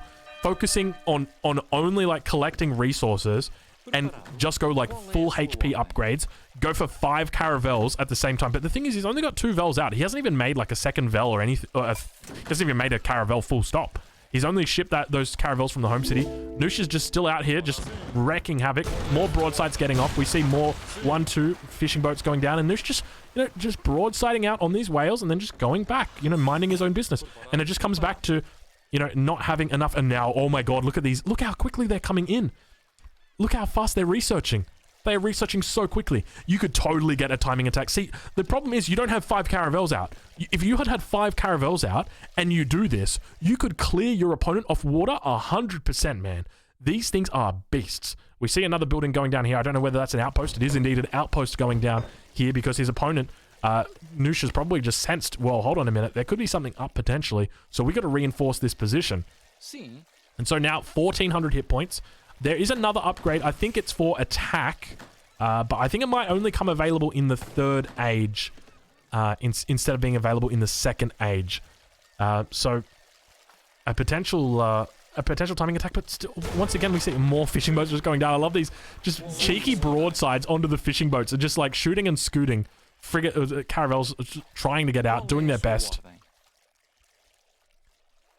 For anybody wondering about the Age of Empires 4 giveaway, I can assure you the giveaway has not yet happened. So if you are waiting for that one, continue watching because that will be given away at some point during the evening. A single villager down here to the south. More villagers gathering up wood. Now under attack. We've got the caravels just potentially getting ready. We've got more broadsides coming out. More broadsides getting off 2-3 shots. Taking that HP down in the caravel to quite low. Sitting at about just over half. 4 caravels now coming out, but I feel like these are a bit too late. It's 10 minutes. You should have been pushing about 9 minutes. And oh my god, look at the attacks that are going to come out here. Double improved warships. First caravel going to be going down. This is great timing. So 112 attack on the broadside versus 93, 62 on that one versus 75 over here. So significantly higher attack, much higher health. So 400 health. So essentially 40% more health. Not essentially, it is 40% more health. So a significant amount of health difference. But Knuschelbär is now in age 3. Going to be getting that frigate in and looking for an age 4 as well. So Knuschelbär really not mucking around right now. Sending in that frigate, not putting it to the front line, just bringing it to the back line. Look at these beautiful caravels, the way they just stack up all next to each other, looking beautiful. Broadside coming off on the back caravel. This is down to 325 hit points. Being focused down, it looks like it's going to go down to such low HP. 75 hit points. And frustratingly, these ships are all in formation. It's so frustrating to have the ships in formation like this. I don't know why they change things that don't need to be changed. Ships didn't need formations. No one was asking for it. No one said, you know what? Ships need formations. Just like, you know what? We didn't need flare mode. Why do we have flare? Why is flare mode a thing? Who thought that was going to be a reasonable change? Get him out of here. Get him out of here. Optimus definitely in it. We take a look at the scores now. Optimus actually up significantly. 63 villagers for Optimus versus the 59 for Knusch. The only reason that Knusch is down right now is because he's got the Tycoon in queue. So his score is going to be shooting up. Yep, there it goes. So shooting up about 3k right there. So going to be able to clear out Knusch. Going to be going up with the Tycoon. So I'm curious what we're going to be seeing out of him. He's dropping down a stable. So love the way that the meta sort of develops in this matchup. Very curious. But one of the things to note is I don't think Optimus has really utilized this card in the way that you could have utilized it. Admiralty, at first you kind of look at it and you're like, it doesn't seem that good. But when you think about it, you could definitely get a timing attack going with both of these upgrades. 5 caravels, as well as both of the upgrades coming in as the caravels are pushing, would be absolutely amazing. Frigate now getting sent from the home city. Optimus definitely thinking about going to the 4th age as well. We take a look at his deck. He's got 4 cards in the 4th age. We take a look over at Knusch, and Knusch has got 6 cards. So he's got the heavy cannons as well as heavy fortifications in the deck. Heading up now, about halfway through. He's got that frigate that's managed to heal up almost to full HP. So I think he's only lost the 1 caravel so far. Not doing too badly. 64 villagers out compared to the 65 of Knusch. And now getting that upgrade. That's the one I was talking about, percussion lock. So not too bad at all. Town center going down in the middle of the map. So not sticking with the theme of the water, and probably for the right choice or right reasons. If he was to put his town center down right here, there's so much that could go wrong. Like, he's got 4 caravels, sure. But his opponent, he doesn't know. Maybe his opponent's got 3 frigates. You can never know with stuff like that. We now see 100 broadside attack, 112 range attack. Getting off a broadside onto the caravels, the frigate does, and managing to get away. We compare them to the stats of the enemy frigates, and we see that there's 93 and 62. So 93 and 62 compared to 112 and 100. So a huge amount of difference there. Those broadsides just doing so much damage for these caravels. So really, really nice stats on those ones. Compared to Knusch, like Knusch doesn't even have those upgrades. He's sitting on 1,000 hit points here. He's barely got an attack upgrade. He's just got the improved warships now. Dragoons chasing Dragoons around. Big Jerome coming out, looking like he might get a block down here. The Town Center moving out. Town Center wagon deciding, hey, I need to get out here. Manages to put himself down. Let's see if we get this this Town Center siege down with the 5 Dragoons. Something tells me we're probably not going to. Knusch buying back the Explorer. Going to be able to get a crack shot off on one of these, taking it out. So already getting his resources back right there. So a swing of 200 coin and then taking out 180 resources of the opponent. So not too bad of a trade right there, to be honest.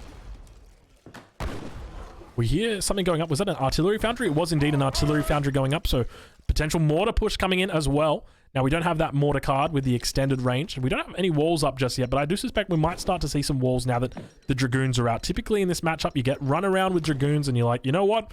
I don't want to get run around with Dragoons. I'm just going to wall. And that's exactly what happens.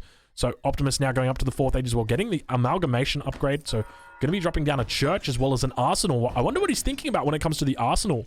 Potentially, maybe looking for the heated shot upgrade. I'm not too sure exactly what he could be thinking. Maybe the ranged cavalry caracol. I think that's probably what he's going to be looking for. Potentially sending in like Dragoon combat or Genitors. Maybe even with the church looking to get... he's going up with the Tycoon. I'm assuming going up with the Tycoon. So potentially going to be getting... what is it? Let me think of it. Mercantilism. Mercantilism from the church. We hear more broadsides going off from the caravels at the top. And just so annoying Knusch has been.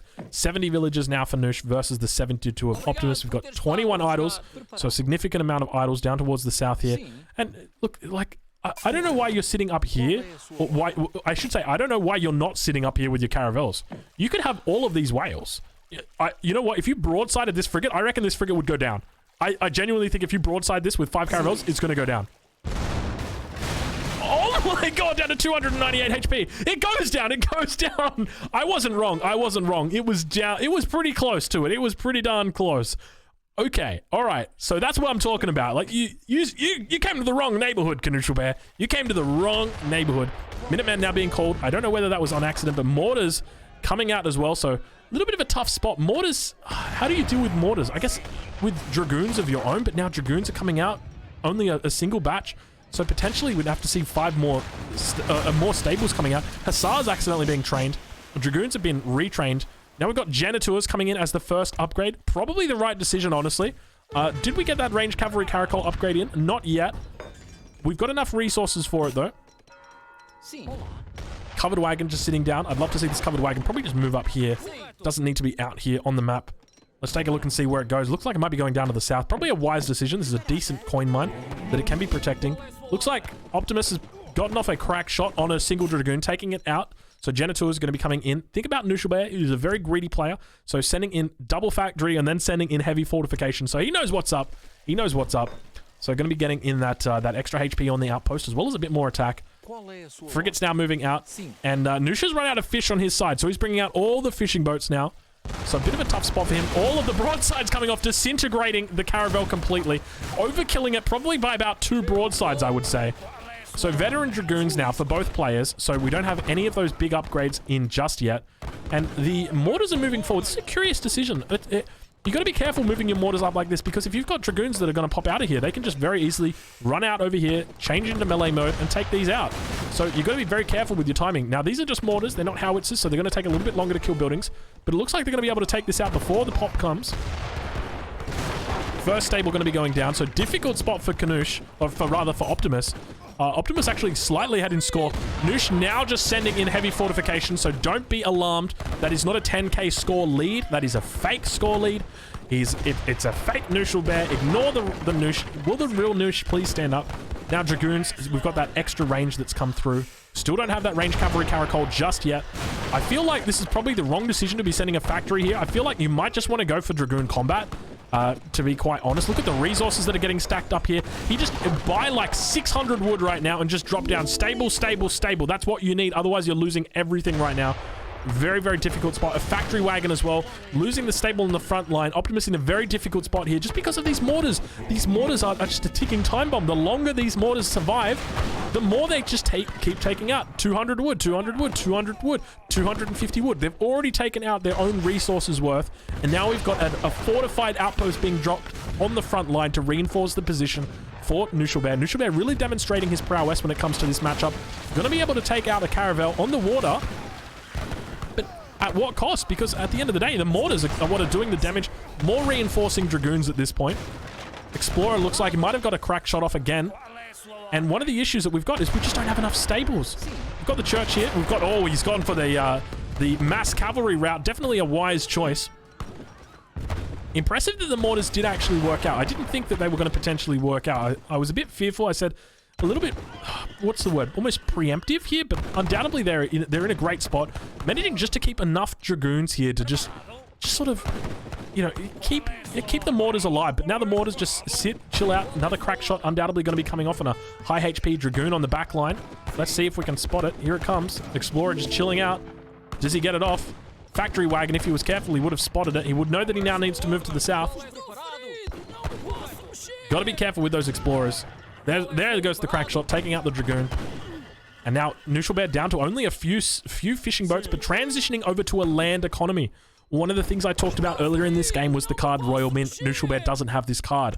If we do see players transition to that land-based economy, they do have a need for that Royal Mint all of a sudden. So now we've got more stables coming out. So we've got the dual stables. Take a look at the economy. 85 settlers now for Knuschelbär, 87 over for Optimus. So definitely doing quite a good job of keeping himself in the game. Howitzers, we hear them firing off, or mortars rather firing off. Going to be starting to shell down these docks. Need to be careful though, because they are in position to be taken out by caravels. If he's not careful, going to be getting the gas lighting upgrade. And definitely a pretty decent game at this point, I would say. Full of action on the water, and now sending in that dragoon combat. So opting to send it a little bit later. So it needs to be just, you know, it really just comes down to APM at this point. You've got the veteran dragoons out up against the Jeanette dragoons. Keep in mind these dragoons are not as upgraded, so they don't have the range cavalry caracol upgrade. In fact, neither player's got that. But now we've got the Jeanettes coming through. So really at this point, down to 150 housing pop. He's managed to get a single house built up. And a huge massive dragoons. 29 dragoons now for Optimus. We take a look at the mass. Only 14 dragoons for Noosh. This is significant because it allows Optimus to have free reign over territory. It allows him to just get out on the map. He's got a significant mass. He's got significantly more range as well. So we compare the 12 range to the 4. The Jeanette dragoons now coming in, or sorry, Genitors now coming in. Still hasn't sent through that dragoon combat card. So I would say at this point that Optimus is slightly ahead when it comes to card progression, having that extra, I think it's 20% upgrade. So it is the, 20% on Jeanette dragoons. So a significant boost there. We don't see range, we've got range cavalry caracol finally coming in now for the first player. I don't think we've got an arsenal up just yet for Knuschelbär. So despite stacking up plenty of resources and being able to afford it, it's going to result in, I would say at this point, Optimus is ahead. Optimus is a mile ahead at this point. Just simply because he's got the extra card in, he's got range cavalry caracol that's coming in. It is significantly ahead. The only thing is that, like, he's got to deal with these fortified outposts. And how do you deal with them? Like, you take a look. He's just putting outposts throughout the entire map. That's not actually an outpost. That's a house. But, you know, it serves the same purpose. It's definitely quite a strong house. And will be definitely a beast. Jeanette dragoons now 18 range. Got that range cavalry caracol upgrade. We still don't see that upgrade coming in yet for Noosh. We finally dropped down that arsenal, though, so we may actually see it. And they're now going to start doing those run-bys. We talked about this a little bit earlier. This is what every Portuguese player loves to do. They love to do these cheeky run-bys where they just take their dragoons and they say, you know what? We're going to go hunting. We're going to go look for some villages. And that's exactly what is going to happen right now. So Knuschelbär got to be a little bit careful. Buying back that Explorer, beginning to snare up straight away. We see him, he's probably going to buy it back straight away again. Where is it? Sending in that dragoon combat now. So still no range cavalry caracol. Actually, no, he does have range cavalry caracol. It did come in. So relatively even dragoons at this point. We do a bit of a stock take. 21 Jeanette dragoons for Knuschelbär versus 33 Jeanette dragoons of Optimus. So significant mass difference at this point. More reinforcing dragoons now. Getting caught up amongst these fortified outposts. I'd love to just see some petards come in. Just 2 petards for each of these would be really able to handle this quite well. 92 villages versus the 99 over of Knuschelbär, or 94 rather. Sounds like he's actually training up some more fishing boats. And looks like his Dragoons are getting caught out of position a little bit here. Probably not the best use of his resources. Needs to make sure... He's actually doing... You know what? I take that back. He's doing a good job of just sort of running Knusch around. He needs to sort of find the villagers, though. So finds another villager. Knusch does have his great coat, so even though he's got the great coat, it's going to be one-shotting these villagers. Let's take a look and see. Does he one-shot this one as well? Oh my gosh, down to 14 HP, so not managing to get the one-shot off. It's down below the threshold now, so 12 Dragoons is what it needs for a one-shot. Look at this Dragoon. This right here, this is what feels terrible. This is what feels terrible as an enemy against a Portuguese player when you don't have walls. Just a single layer of walls across here could have prevented all of this. And now, look what's happened. Your economy is in shambles. You know, you've got 52 villagers on food. Everything's not going well. We take a look. We've got outposts firing off. They don't actually have their upgrade yet from the arsenal, but we do have a monitor coming out. Janite Dragoons. So we've got 15 Janite Dragoons for Knuschelbär versus 37 for Optimus. Optimus is up significantly right now. 37 Dragoons compared to that of the 25 from Knuschel. He's managed to come back. He's managed to come back. It's all right. Heavy cannons on the bottom line. Now, we do know that heavy cannons do particularly well against settlers. We'll take a look and see exactly what happens to these settlers here. Just innocently gathering berries. They get sent to the Shadow Realm. Goodbye. Goodbye. More fighting, heading back. So we see that the score almost a little bit pulling ahead for Knusch at this point. About 1k ahead at this point. Keep in mind that he has sent in that all-important heavy fortification card, which is going to be buffing that score up. Artificially improving it.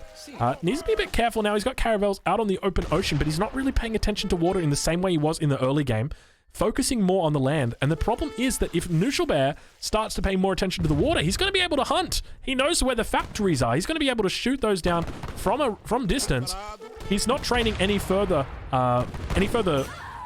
monitors at the moment, but he's got that one out so far. More villagers now raiding down. We see 86 villagers down for Knusch. Compare that over to Optimus. He's on 87, so both players beginning to whittle each other down.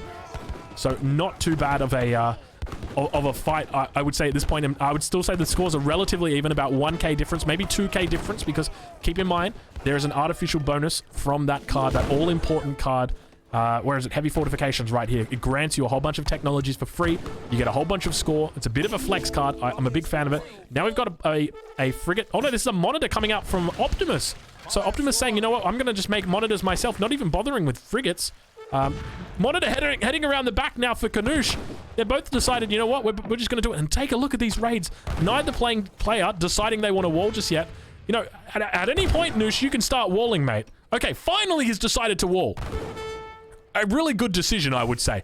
Probably about 10 minutes too late, because he's lost so many villagers.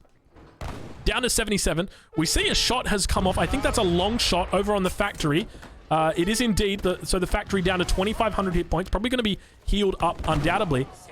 We've got 17 Dragoons in total in this fight, and then 37 that are out on the map just doing work. Honestly, at this point, I'm almost tempted to call it for Opti. Opti is just like, he's done so well in just running him around.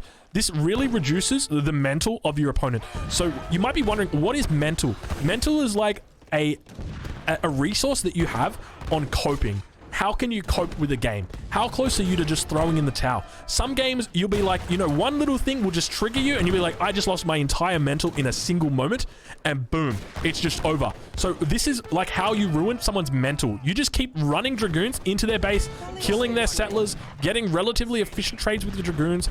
That is how you kill someone's mental, and it's like, it's so frustrating to deal with. And you know, the worst part is Knusch knows. All I needed to do was throw up, you know, 60 woods worth of a wall, and I would have been okay. And now I've just had to deal with these stupid Dragoons running around my freaking base the last 15 minutes of the game. And, you know, now you're paying for it with potentially a lost game. We see scores beginning to open up actually for Knuschelbär. Knusch pulling about 4k ahead. Now keep in mind, he's stacking up a whole bunch of resources here. Doing a relatively good job of holding on water. We see that he's actually training more fishing boats as well. So training villagers at the moment. Finally looks like Knusch is going to be able to repel this raid only through the assistance of Cassadors actually coming out. That's when the players have been like, you know what, Cassadors, I can't deal with that. Looks like this Explorer is finally going to be able to burn down the church with only 114 hit points left. The church does manage to survive. And still we've got these fortified outposts up on the front, so haven't actually seen them petarded down. We've got the monitor of Optimus that's potentially going to be going down to the fortified outpost on the shoreline. They do indeed go down to the outpost as well as the town center. Broadsides coming off. Both players exchanging broadsides. We take a look at the stat difference. And now we've got Janit moving down towards the south. We see that town center getting built up for Knuschelbär. Let's take a look and see. He's still got his factories. He hasn't healed them up. He's got to be very, very careful with these factories. I don't think that a long shot can happen from here, but I think a long shot... The last time we saw a monitor, it was over here, over on the left-hand side. 24 Janit Dragoons now for Optimus. Knuschelbär has 20, but he's also got a significant mass of veteran Cazadors. So 17. We finally see he's going to be getting that armor plating buff. 2 shipments now. So I would expect that we would see gunpowder infantry combat. Maybe even an economic theory coming in potentially. Town center going to be going down. I wonder if we've got that colonial militia up for Optimus. We don't have it in just yet. And looks like the 2 heavy cannons are finally going to be going down. They've killed a lot of villagers down here to the south. We've got 83 villagers for Optimus. We've got 86 villagers for Knuschelbär. And now Optimus looking like he's in a difficult position. We've got Noosh pulling up about, I would say, about 5k score, maybe 6k score at this point. So definitely looks like Noosh has managed to maintain his mental at this stage. He's going to be able to keep up. And is that fishing boat stuck? What is that fishing boat doing? That fishing boat's stuck. He's gone for a bit of a ride and he said, I got caught in the rocks, sir. Moving down towards the south now. So 24 Janit Dragoons gonna be doing work, but oh, see, this is where it all matters, because Opti's thinking, oh, you know what I'm gonna do? I'm gonna go give him the runaround. I'm gonna buy more time. I'm gonna go into his base, but you know what, Opti? You can't. You want to know why? Because there's walls, baby. Because there's walls. So someone pointing out in the chat, mental is morale, and I would agree with you. Morale would be another great word for it. We've got more Janit Dragoons, so definitely I would say that at the moment Noosh has got a significantly higher morale after repelling that. He's up about 10k score lead at this point. Definitely pulling ahead. A lot fewer idols as well, only 2 idols. Opti's villager count continuing to dwindle down to about 76 villagers at this point. Janit Dragoons just on the back line, just slowly taking down the villagers. Another monitor getting trained. I feel like at this point you probably don't want monitors. I mean, I feel like for Opti, it's all but dead and gone. Dead and gone? That's a song, right? Dead and gone. DMCA incoming. There goes. There you guys go. Sorry, EGC TV. We did it. Nothing really he can send from the deck here. I feel like a transition into Cazadors is appropriate, but just you know, one of the things I would have just loved to have seen both players just wall up a little segment in the south of the map, put down a whole bunch of farms, and you're good. Farms, you know what I mean. Mills, that's the one I'm talking about. And you're absolutely good. Now, Knuschelbär is going to be finally getting that long line upgrade in after he trains this fishing boat, of course. He's got the 2 frigates out. These frigates are fully upgraded now. And we're going to be having this... a little bit of a distraction, but once again, I fear this is only a distraction. Now we see the scores really beginning to build out. Even though it looks like 22k, it's only really about 12k. Finally going to be seeing those upgrades coming in, the gunpowder infantry combat, as well as the rendering plant eventually getting sent in. Normally, you wouldn't see this getting sent in before 6 minutes, but I think now's the optimal time, 26 minutes. And finally, that monitor going down. Did it manage to take down this factory? It took down the factory. Opti never healed the factory. So that's going to be going down. Continuing to raid inside the base. Now, keep in mind, these Dragoons are being snared. That's why they're running so damn slow. Being snared up by the other Dragoon. So a single Dragoon here on the back line. And Optimus calling good game. The game is over. Opti saying he's had enough. Holy moly. There you go. Well played. That was a 26-minute Portugal mirror on Alaska. Sometimes you get them. Sometimes you get got. And ladies and gentlemen, that time, Optimus Prime got. Let's take a look at the resource count. Both players very, very even. We see that only at the very end is Knuschelbär actually ahead. Take a look at the villager count. It's going to be up and down. It is just a disaster. Look at that villager count. Both players. I love that, you know, Noosh is just doing these cheeky little raids, you know, 1 vil, 2 vil, 1 vil, 2 vil. And then finally at the end of the game, we just see that Optimus just drops down to 56 villagers and he knows that it's all over. All right, very well played by both players. Impressive stuff. Let's update that scoreboard. Let's chuck on a little bit of a tune.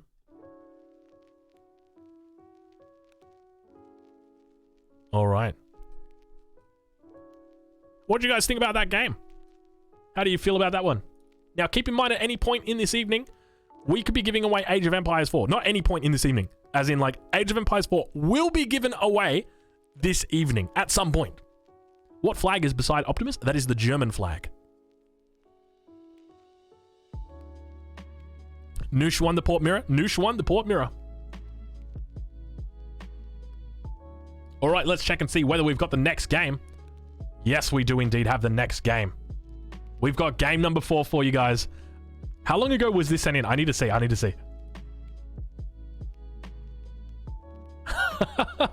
6 minutes ago. We're literally just behind these guys. This is crazy. We are right behind them. All right. I'm going to rename that game.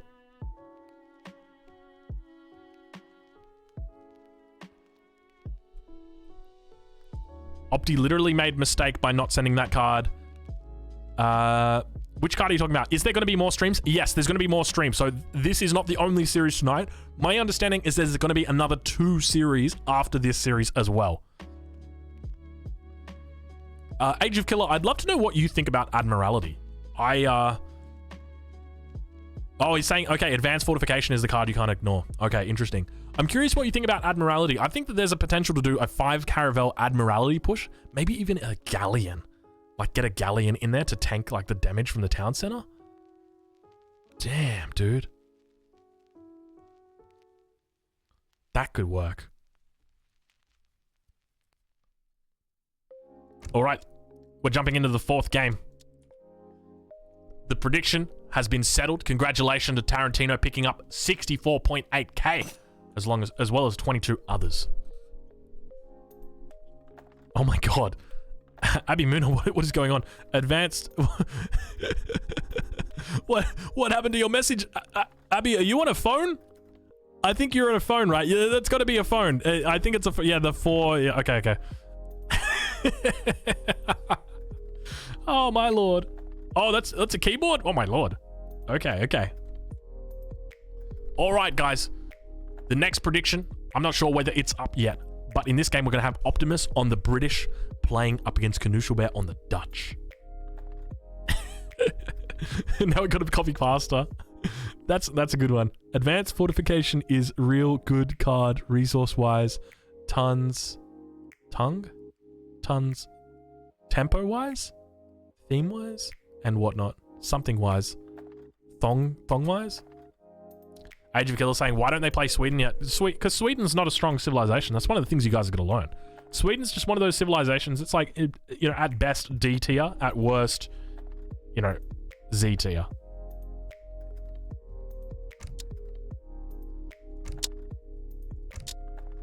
What am I looking for? I'm looking for this one. Because Sweden's been removed from DE, finally. Hopefully. We'll see. Right, let me just fix this all up behind the scenes. Okay, we're good to go. Let's do it. Get your bets in for game number 4. If you haven't already, I encourage you to put them in. Got a much higher chance of pushing your channel points up. And you guys know what you can do with your channel points. We've got amazing things for you to do. Things like, you know what I'm saving up for right now? I'm saving up for Pesty to rematch with H. Because Pesty won the first game against H. I want to see the second game. If you're wondering who Pesty is, that is EGC TV. He goes by the name Esty Pesty. All right, we're going to get into it. Let's do it. Let's turn that music off. I'm going to take a sip of Red Bull. And we're going to get started.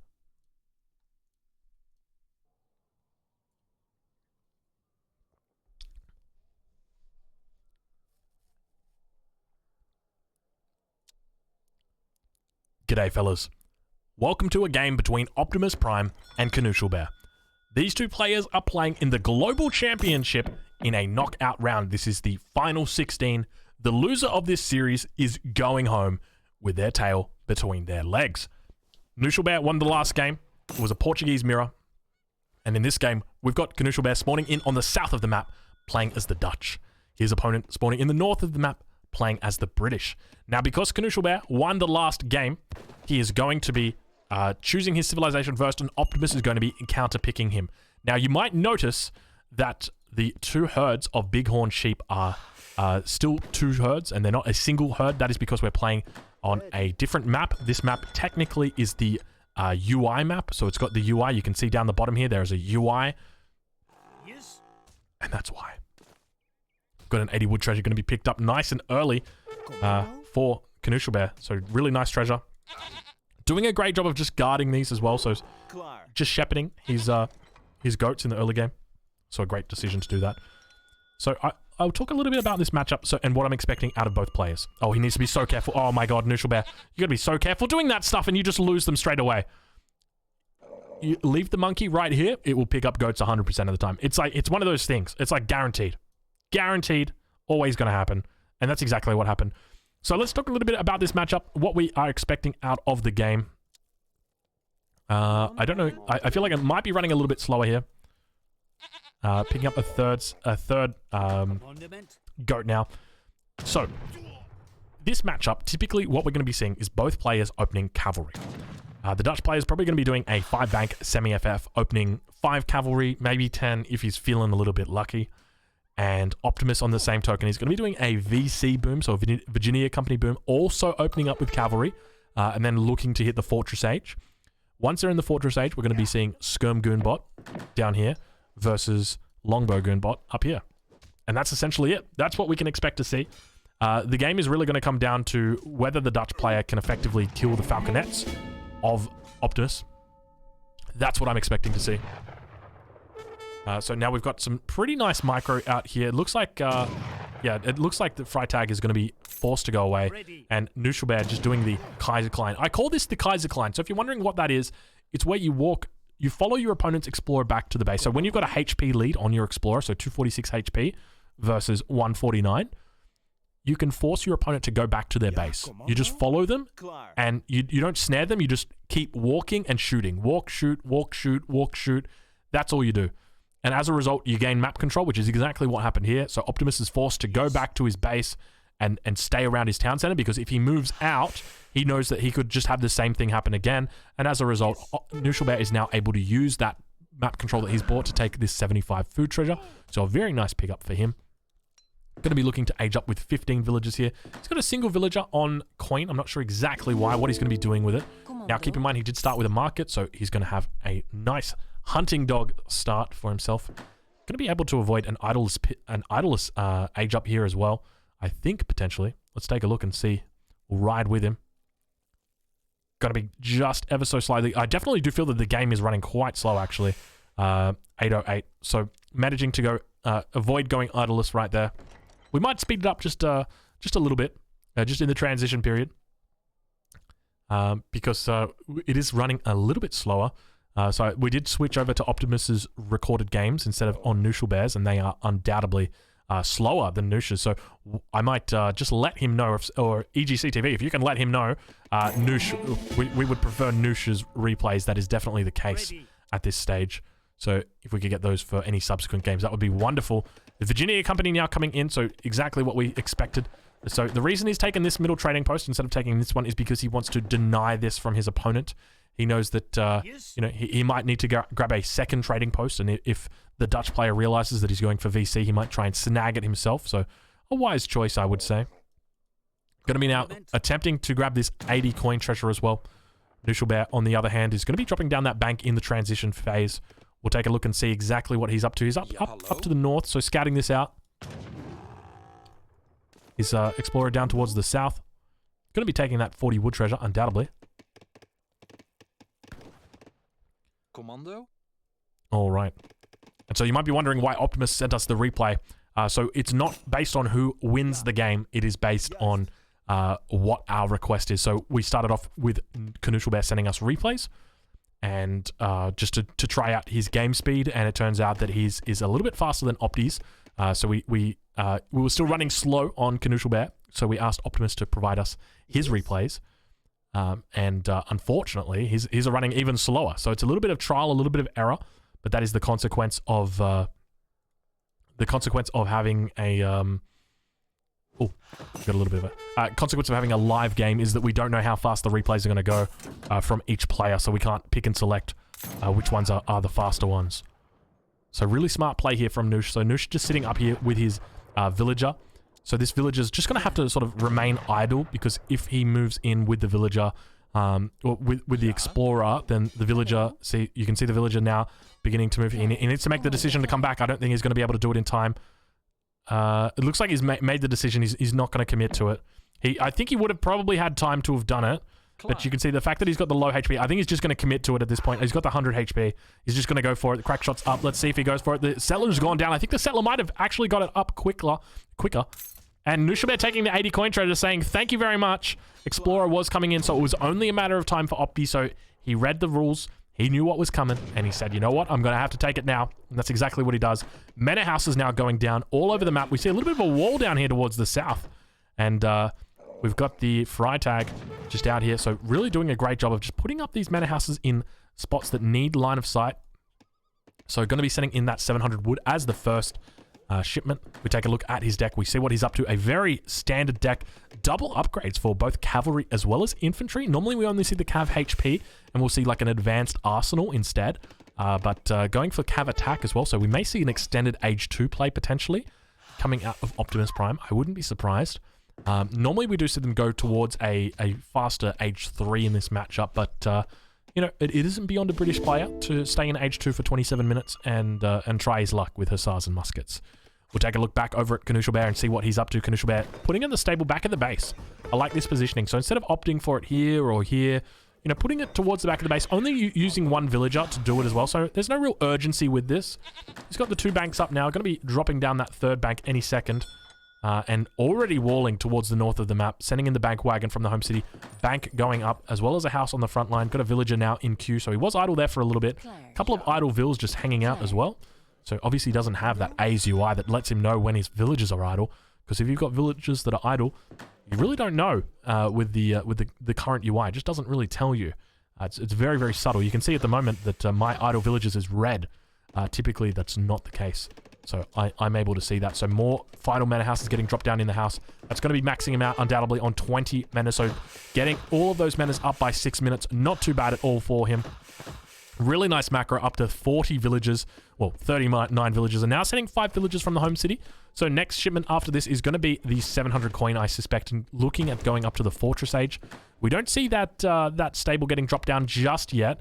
Looks like he might be thinking about macroing for it. We actually have a barracks going down, so not something that I expected, especially on the front line. So quite an aggressive barracks. So almost like he knows that the stable is going up ever so slowly, and that he can be a bit more delayed with it. So definitely, I would expect that we'll see the pikemen coming out to meet the cavalry from the stable. So the full batch is coming out now. Batch of 5, probably going to be taking out Freitag, single hussar, looking like it's decided to take the longer path, the scenic route. Going to be taking out the Tibetan macaque. Is that how you pronounce it? Macaque? I feel like I shouldn't be pronouncing it that way. I'm just going to say macaque. I feel like it's macaque. It sounds so Australian when I say that. Hey, mate. You seen my macaque lately? 8 pike now coming in. So instead of going for that 600 wood, going to be going for the 8 pike. So probably going to be market buying some potential wood here, because we do see that he is population blocked at the moment, sitting 40 out of 40. Nice walls up here to the north as well. I like these walls. So this is like, it's very safe. All these resources are safe. He can expand up this way. I'd love to just see some more walls across here, just in case, you know, 3 or 4 cavalry manage to get by without being spotted just there, sort of being blocked in. Now the cavalry moving out. 3 pikemen and the explorer going to be able to repel this. We see that the pikes are going to be taking out the cavalry, but the cav have decided, you know what, we're going to stick it to you. We're going to see how you go. Knusch doing a great job of microing, just pulling his cavalry back one by one, making sure that they're not focused down by those pikes, and if they are, that they're going to be pulled back, and we see him preemptively pulling back that cavalry. So that's the consequence of only getting out 3 pikes. If you'd gotten out 5 pikes, Knusch wouldn't have done that. But now you got out 3 pikes, and guess what? It was a little bit too greedy. You should have gotten out the other 2, and now you're going to lose villagers because of it. So the first vill going to be going down 100%. Second villager probably going to be going down as well. Now keep in mind, he does have his great coats. So if anything, it means that these villagers might stay alive for a little bit longer, but it looks like both are going to go down. Hussars getting caught potentially. These are the low HP hussars, so if he does lose them, it's not the end of the world. 600 wood now coming in as the next shipment for Optimus Prime as well. We're 8 minutes into this game, and Optimus is looking very good. Despite losing 2 villagers, he's still sitting on 46 villagers at the moment. We do a bit of a stock take. We see the 8 pikes coming out, taking down the trading post, so we're not going to have to include that. We've got the 46 villagers. Do we have market upgrades at the moment? Let's take a look.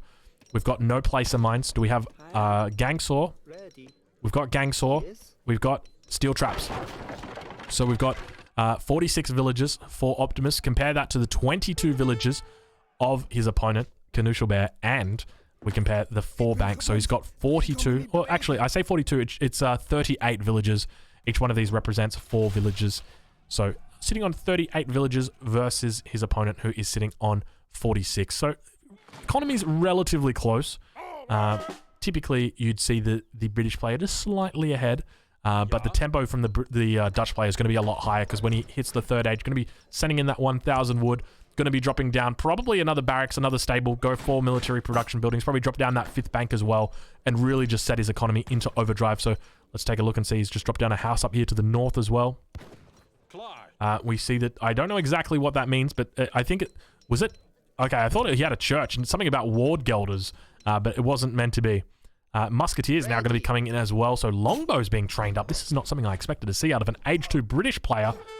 Looks like the settlers have decided they're doing their classic settler pathing thing, but I guess that's the consequence of having them on the outside of the coin mine instead of having them on the inside of the coin mine. Looks like one settler going to be going down for sure. Second settler managing to make it through despite not having the great coats. Villagers down to the south going to get picked up by a couple of pikes as well. Pikemen doing a great job of repelling these cavalry units. Minutemen being called as well to deal with the musketeers. We take a look at Knuschelbär. We see he's in the 3rd age now. Skirmish is going to be coming out. Looks like a villager probably going to be going down here. The villager managing to get away. I think the explorer managed to take a no-scope on him from like downtown. That was an impressive snipe from him. So it would have actually just been enough health. So 3 HP was what that villager had before it died. And all the pikes had gotten out. So impressive stuff. Now we've got a little bit of a scuffle, a bit of a scuffle, a bit of a shuffle. I don't know exactly what the right term is, but definitely this is what I was talking about when it comes to tempo. So right now, Dutch is hitting the peak of its tempo.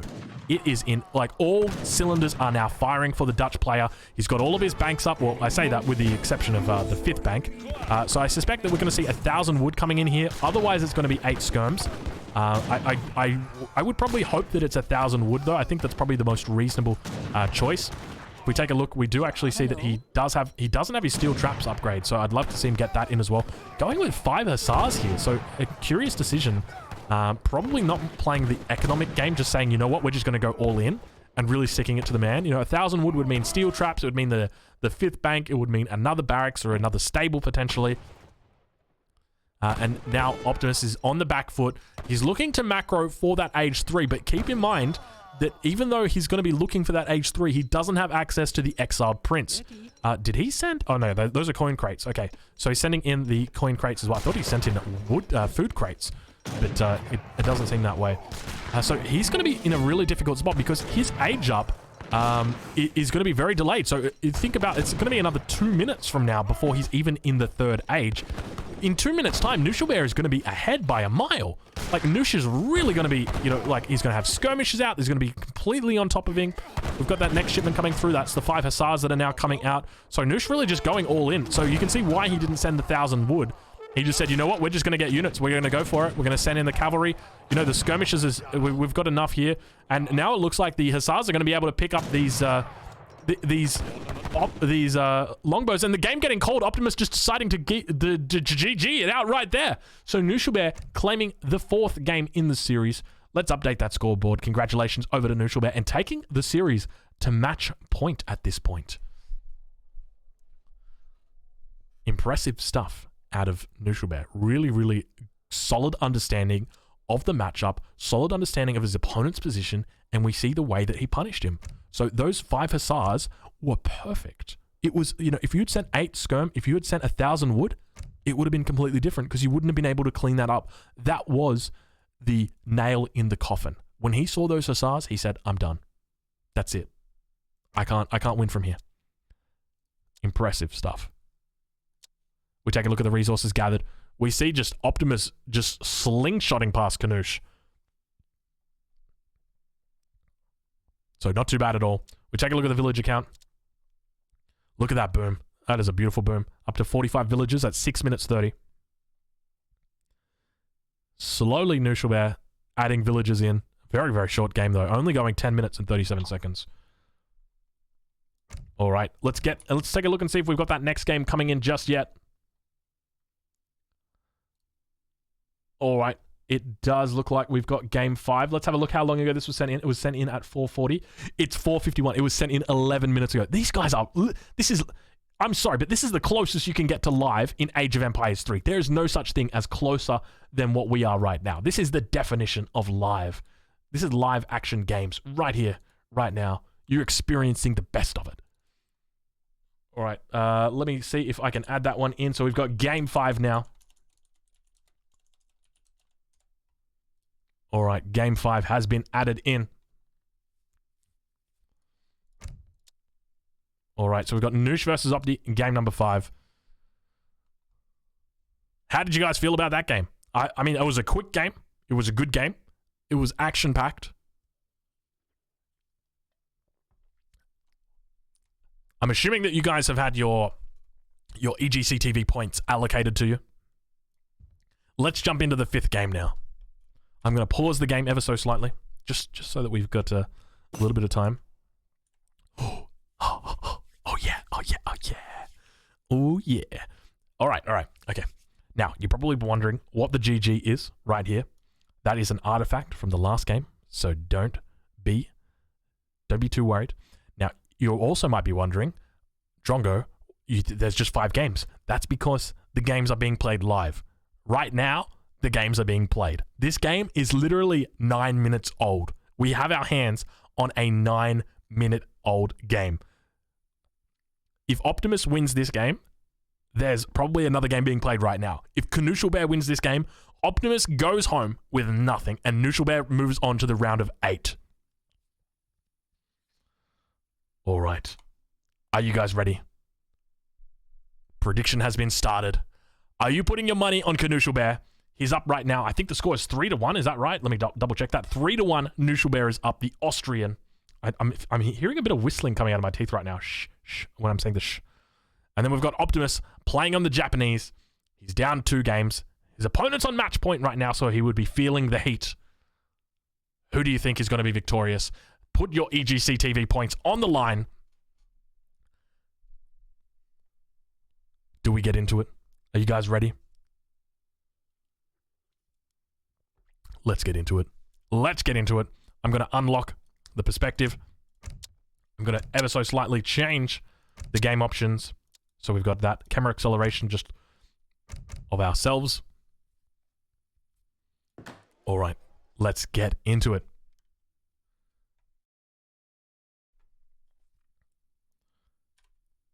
G'day, fellas.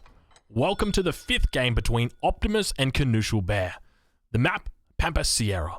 The matchup, Sweden versus Japan. This has become an interesting matchup recently. I used to think that this matchup was definitely more favored towards Japan, but in recent developments, I feel like it's gone the opposite way, with Sweden becoming more focused on the late game, and as a result, using their Sphere Lifeguard to become even stronger. Optimus choosing to play Japan here into Knuschelbär's Sweden. Now, keep in mind, because Knuschelbär won the last game, he had to pick first. This map was predetermined, okay? Pampa Sierra was the map. So, Noosh said, that's fine. I'll play my Sweden. Optimus said, okay, you play your Sweden, I'll play Japan. So, Optimus actually choosing the matchup and saying, you know what, I'm happy with this matchup. I will take this matchup. So, a curious decision out of Optimus. Let's see how it plays out, because this is game point. Game point? Match point, rather. For Knuschelbär. If Knuschelbär wins this game, Optimus goes home. Divine Strike coming out over on the Guardian. Now, a little bit of curious decision making. We're at 54 seconds right now. In that time, Noosh has made his way down. He's collected these llamas. He's going to be making his way back up. Optimus hasn't collected any llamas. He's got 1, 2... How many llamas has he got? Oh my god, that moved down quickly. He's got 3 llamas. Yeah, 3 llamas. And we've got Noosh who's got 1, 2, 3, 4 llamas. So Noosh winning the llama war, being able to snag a couple of extra llamas because his opponent decided, hey, I spotted a pretty decent treasure here. I think I'll just grab that first. And as a result, it means that the llamas are a little bit little bit delayed in being caught up. So we take a look over at Optimus. We see what he's up to. Going with the Portuguese allies. Going to be dropping down that shrine immediately with the two villagers. Two explorers. Now, this is a great spot for a shrine. I'm just going to talk a little bit about this. This is a great spot for a shrine because it's right next to the coin mine. So that coin mine that you've got right there, Sweden wants to be topping that up. So what do? You keep line of sight on it. You just keep tabs on it. That's all you do. And that's exactly what Optimus is going to be doing here. So a great decision to be doing that. Sending in the Heavenly Kami from the home city, which we did expect to be coming in. Also doing a little bit of scouting with the cherry orchard. Orchard rickshaw. Oh, that's tough to say. Orchard rickshaw. Oh my god, that's like, is that a tongue twister? Orchard rickshaw. Okay, I got it. I remember Harrison was once in the chat saying, "Oh, Drongo, you said orchid, not orchard." It's like, well, in Australia, mate, we've only got one word, and it's orchid. That's how we pronounce it, mate. And if you say anything, you know, about my accent again, mate, I'll have you taken out by the mods. So we'll take a look at the deck for Optimus. So Optimus obviously got Heavenly Kami coming in. Only got 9 cards in Age 2. Typically, we don't see that out of Japan. So no 5 Yumi in here against Sweden. So I don't know how I feel about that. He's got the Daimyo in here, the 300 export as well. We'll take a look over at the Swedish deck after we've finished looking at the late game cards. We've got 7 villagers in here. So for a 1 versus 1, seems a little bit greedy. Going to be dropping down that second shrine over here on the left-hand side of the map. And we'll take a look over at Sweden. We'll see what Knusch is up to. Knusch sending in the 3 villagers from the home city. And I tell you what, I feel so at home when I look at those beautiful torps. You know, one of the things that I think needs to be changed about Sweden, I actually saw this on the ESOC page. There was a user who created a Sweden fan mod. And one of the changes he made, I loved it. He made it so the torps, so you see these beautiful little torps with their green roofs? These go away in Age 2. This user made it so that these torps stay until Age 4. It's a great change. I love it because these are such nice looking torps. They look really good. And the fact that you only get to see them for 1 age before they, you know, get moved on into more normal looking buildings, it's annoying. They're beautiful looking buildings. I love green. I love the green on the roof. They just look absolutely awesome. So going up with the Naturalist, very standard. I don't think I've ever gone up with anything other than the Naturalist in the last 300 Sweden games. We'll take a look at his deck. We'll see what he's got. It's called Land 5, and some interesting cards in here, Knuschelbär. What have you got for us in store today? You've got Town Militia in the first stage. You've got the Team Heavy Infantry hit points, no Cav hit points, no 8 pikes. We've got the Ironworks card, so definitely the correct choice. 1,000 coin. Everything in here looks very standard. The only thing that's really missing are Jaegers. I don't know how I feel about that. Jaegers missing. Other cards that are interesting, we've also got Finn Horses. I don't know how I feel about this. Normally, I'd like to see something like 16 Corollians would actually be quite decent here. But other than that, really nice looking deck. Got the light gun carriages in there as well. But yeah, the Finn Horse is really throwing me off. I don't know how I feel about that. 25% on Hussars? What are Hussars? Sweden gets Hussars? Can't you only send those from the home city? So now we take a look at Optimus. We'll have a look at his line of sight. We see if he's tracking down his opponent just yet. Dropping down the Toshogu Shrine in his base. We see that straight away the Guankos are moving away. And look at these toxic shrine placements. So placing it on the coin mine, this is really nice. Now, keep in mind, he can still technically place 4 torps down here. So you can get 1 here, and then probably 1 over here as well. So not a big hassle, but one of the things that he will know is that, like, now he's keeping tabs on this. You've got to kill this. You've got to kill this torp. But now spotting... oh, actually, I thought... there is a villager out over here, but dropping down a shrine over on this coin mine as well. So doing a really good job of just being aggressive on the map with his explorers and putting down these early shrines on every single coin mine. So really good stuff. I would have loved to have seen, instead of this shrine here being placed, I would have loved to have seen it placed right here. Would have been really good. Take a look how many coin mines are over in this quadrant of the map. We've got 3 coin mines all within a screenshot of each other. Oh gosh, that's going to be a field day for Knuschelbär. How do you even block all those? I love this. This is a really good play. You can actually fit a torp in between these two. So if you're paying attention to it, you can get that torp just in ever so slightly. So you probably want to go a little bit closer, but well played by Optimus nonetheless. We take a look at Knuschelbär. Knuschelbär obviously in the second age now, going up with the, I think he went up with the 14 villager age up, dropping down his barracks as soon as he's up. We take a look how many torps he got in transition. He got 2 torps here, 3 torps in the base. So it looks like he's gone for a 3 torp transition. you're going to potentially be picking up this Outlaw Rifleman 105 food treasure. So now he's got a fair few villagers that are just out. I mean, they're mainly doing herding. There's no vills that are actually on food other than the ones that are just herding in the hunts. These cows need to be over underneath the torps, but he's got so much food already. Oh my god, so much food. Where did this food come from? He doesn't even need to kill these cows. You know, the crazy part is he doesn't even need to eat these to transition. That is so much food. He can train a full batch of Corollians and have one spare. He can leave these for his transition from Fortress Age. So you leave the cows for your transition from Fortress Age, or from Second Age into Fortress Age, and then you can go up straight to Industrial because the cows like work out to be that, like, once they start fattening up, they work out to be about like 500 food each. And by the time you're going up to the 4th age, they're probably about 400 food each, so they fatten quite quickly.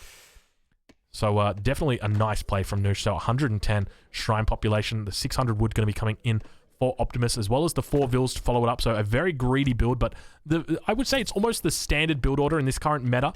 We've got a lot more greed at play. Now keep in mind, if you are watching this live on Twitch, I would encourage you, don't go anywhere, because after this game, this is the fifth game. So after this game, we're going to be having the Age of Empires 4 giveaway. So keep that in mind. We've now got more torps going up towards the east of the map. Corollians now beginning their work. And ideally, what I'd love to see these Corollians do is try and locate these explorers, but they're just so hard to get your hands on. It's one of those difficult things. We see now that 140 population is up for the Japanese player. He's got a total of 14 shrines that are out right now, so needs another 6 more, sending in those 4 villagers from the home city. Ironworks coming in for the Swede player, getting another batch of Corollians out. I see 1 cow. Oh no, there's a second cow somewhere. All right, we're playing cow spotters. Do you guys spot the second cow? Where is the second cow? Oh, there he is. He's up to the north.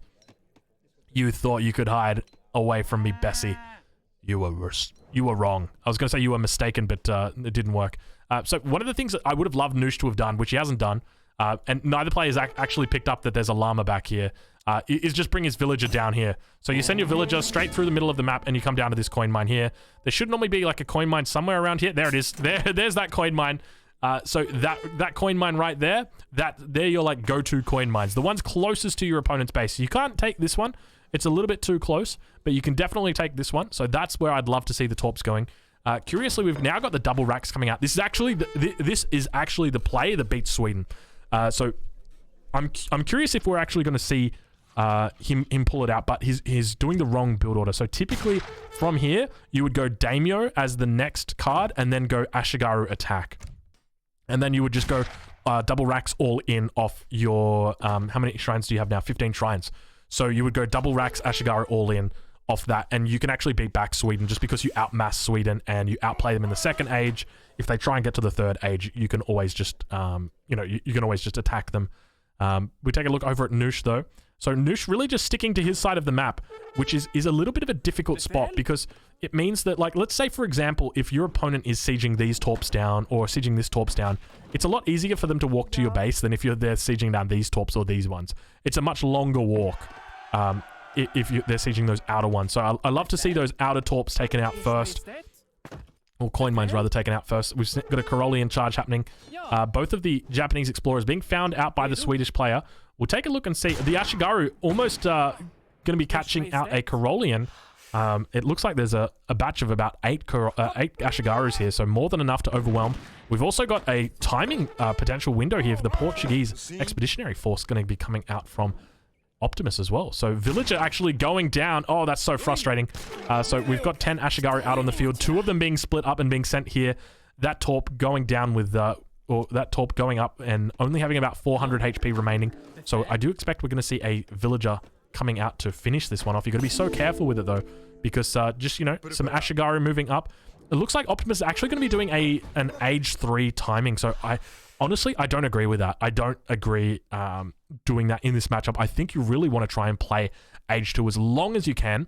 Otherwise, just trying to get to age 4 for fully upgraded Yumis is your other option. It's a bit of a difficult matchup, I will say. Well, to be honest, I guess an age 3 timing can work in this matchup. But my fear is that at this point, Sweden is probably ahead by a significant margin, just because a Torp is going to be gathering more resources than a Shrine is.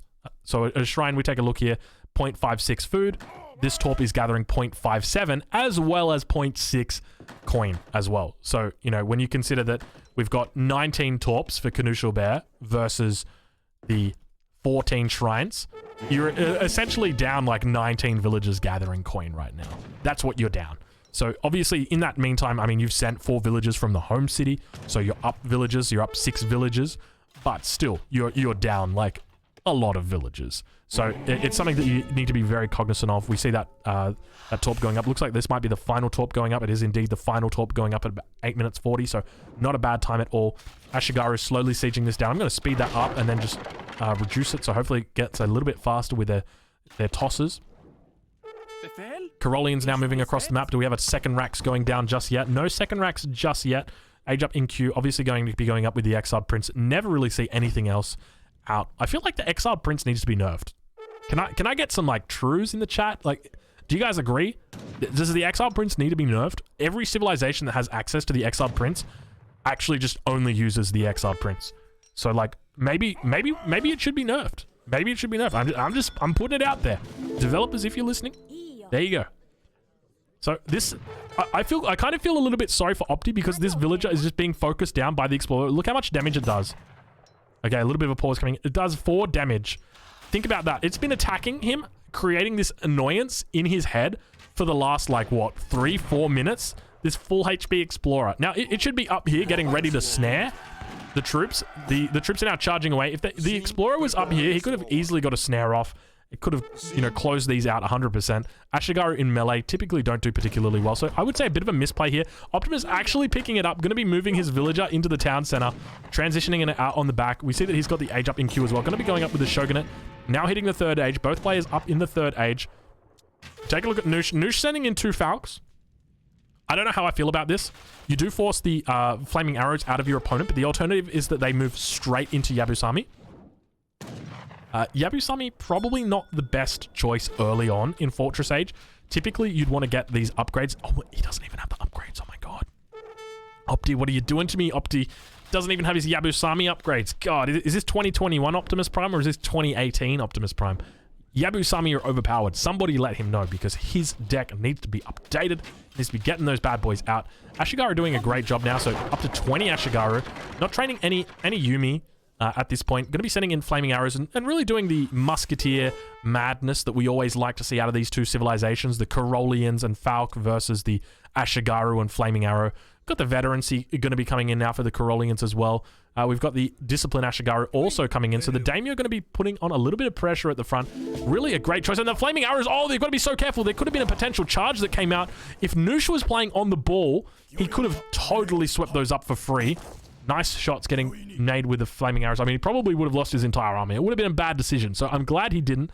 I wasn't expecting that daimyo to be popping those flaming arrows right on the front, so I expect that the next card that we're going to see is probably more flaming arrows sent from the home city. A bit of a nice timing push that we've got here now for Optimus. Knuschelbär out on the right-hand side. Got his 2 Falconets that are moving over towards this position. Looking like he's actually going to be macroing for the 4th age. So the question is he going to be able to hold on? Because this isn't going to be enough to hold this, especially if he's got 2 more flaming arrows coming in as well. So we've got Yabusamis that are being trained by the daimyo. Impressive stuff. So Yabusamis, we can't actually see how much they cost, but they're quite expensive. I think about 140 coin, 150 coin, something like that. Flaming arrows getting shots off, taking the first Falconet down to 39 HP. Second one just having a little bit of extra, and they've got the line of sight over. Are they going to get the shots off? They don't get their shots off. The line of sight from the balls that lay on the ground. The balls? I don't know if that's the right word. We've got tosses and we've got balls, so maybe projectiles? Maybe that's the right word? No, they're not. They're flaming arrows. That's what they are. That all makes sense now. They're called flaming arrows because they shoot flaming arrows. Take a look at the flaming arrows in the front of those bad boys. Damn. All right, you learn a new thing every day. Welcome. This is Drongo's educational class of 2021. And today we're learning about balls and arrows. I just realized. Oh my god. Oh god. I'm sorry, EGC TV. This has just turned from a G-rated cast into an MA 15+. Rated cast. Flaming Arrows doing a little bit of an interesting micro maneuver. I would say this is more of an advanced technique, probably something that you don't want to be doing on the regular though. Going up to greet, doing a little bit of a greet to the Corollians on the front line. You hate to see it. You really hate to see it, especially when, like, you're in such a good position. You're in a really good position at this point. The Yabusami as well. To be honest, I feel like these Yabs are a little bit of a waste. Flaming Arrows deal with the Falconets more than enough. If your opponent makes it to the 4th age and you think they're going to send heavy cannons in, then you can make Yabs. But, like, Flaming Arrows deal more than effectively with Falconets. I mean, you did have 4 of them, but now you've got 3 of them. Flaming Arrows still having a little bit of a worry. Shinobi Amono is coming in as well. Falconets on the back line, looking like they're actually doing quite well despite only having 39 hit points. Flaming Arrows doing a great work. We see the Yabs now moving over to the right-hand side. I guess one of the great things about having Yabs out instead of you relying on your Flaming Arrows is that your Flaming Arrows can focus down the Torps on the front line, because that's what this game is all about, focusing down the Torps. We see the Ashigaru absolutely shredding through the Corollians here and pushing at the perfect time. This is exactly when he wanted to fight, because if we take a look over at Knuschelbär's perspective, he has got only a short amount of time before he's in the 4th age, and he would have been able to send that GG card, but he's not going to be able to send it. So this timing attack hitting him at the perfect time. A really, really decent timing. Ashigaru now moving under the town, seeing the 3 villagers going down at the same time. Absolutely destroying him. Got to be careful. Minutemen going to get called. Looks like they're going to be able to enter into melee combat on the back line, being able to potentially take out these Flaming Arrows. They've decided instead they're just going to stand and shoot. Probably not the best idea when it comes to DPS. If we take a look, they actually do a lot more damage in melee, because they get off that extra attack slightly faster. Corollians now coming out, going to be shooting down that Daimyo Masamune on the back line. Corollian still managing to posture quite well. Age up has now happened. It looks like he's going to be able to take out the Falconets. Does manage to get off a shot, and the Falconet does go down. 2 heavy cannons going to get sent in from the home city. I don't know how I feel about this. Probably the right decision, to be honest. I don't think Sphere Lifeguard's going to have enough value here, just simply because you've only got 16 Corollians. They're not guard. You don't have particularly large mass here. And your opponent, on the other hand, has got quite a significant mass of infantry. If 41 Ashigaru, so a lot of Ashigaru out right now. Really need to be seeing all of these batches coming in and getting completed. Really needs to be focusing on this. We take a look. Where's the Daimyo at? I'm looking for that Daimyo. Did that Daimyo get taken down? I think the Daimyo may have got taken down. I can't see the aura at all, which means if the Daimyo's taken down, there's not going to be any more Yabusamis. And if there's no more Yabusamis, it means that the heavy cannons that pop out of this town center are going to be wrecking havoc, because the Flaming Arrows don't do quite well against the heavy cannons, just simply because they've got the same range. 28 versus 28. They're going to get their shots off. They're going to try, and they're just going to tickle them. You see just the amount of damage that comes out from these heavy cannons. They shoot slightly slower. Actually, I say that, but they shoot at the exact same time. And Optimus now going to be in a difficult spot because he's reached the 3rd age. He was able to really capitalize on his opponent, but it looks like... Where are the rest of his units? He had 42 Ashigaru out, but now he's down to 27. Did he delete units? I feel like he's deleted units. Like, he had 42 Ashigaru out, but now he's in a difficult spot. I'll say that much. Looks like he's going to be going age 4 himself, which I don't know if that's the right play. I guess it probably is the right play at this point. Go up, grab that ranged upgrade. That you typically go. What is it called? You guys know the one. The Golden Pavilion. That's the one I'm thinking of. Doesn't have the Portuguese consulate. He's got the Japanese isolationist, so it means he's going to take a little bit longer to get up. Going to need a little bit more food to age up. We'll see him dropping it down, probably with these villagers right here. There we go, dropping them down now. So going up with the Golden Pavilion, doing the classic walk over the top of the foundation before getting it ready. So now sending in the 2 cherry orchid rickshaws. Orchid. I'm going to go with orchid. Rickshaws. Knuschelbär sending in Sphere Lifeguard. That is his GG button. So what I need to see now out of Optimus is I need to see him transition. He needs to transition away from Ashigaru and move into Yumis combined with Yabs. That is the key. So the problem is he's got a very small window to do that, and his window is beginning right now. Like, it is at the point where, to be honest, it probably should have been happening about a minute ago. So we now see that he's training Yabs. This is a good start, but he's still training Discipline Ashigaru. These need to be Yumi. So training still, he needs to be maybe moving this over to wood instead of on coin. He's going to have a difficult spot. Actually, these units are moving quite slow. I'm not sure exactly. Why was that going so slow? Did you guys see that? Maybe it was just like classic definitive edition. Maybe they're just deciding to walk slow. They're waiting for this one guy here. and then they're going to move fast. So it wasn't actually the game running slow. That was actually, that was just DE doing classic DE things. The problem that Optimus is going to have is that he's down to 130 pop. And if he's down to 130 pop, it means with the Toshoku Shrine, he's on 11 shrines. And with the TC, he's on 10, which means that when that goes down, he's going to have 9 shrines left. And that's exactly what he's got. And he wants to be sitting on 20. I mean, realistically, he wants to be sitting on about 17, 18, 19. He's only sitting on, how many did I say? 9? 9 shrines. 2 more going to be going down as well, which means his economy is going to be in the absolute toilet. He's going to have a toilet economy. His economy is going to be based on, you know, toilet paper. It's going to be based on like those little things that you put under the toilet seat that, you know, they change the color of the water. It's going to be bad. That's what I'm trying to say. Knuschelbär, on the other hand, he's just casually sending in his factory. He's having a great time. He's sending his V Lifeguard. He's sending his 2 heavy cannons.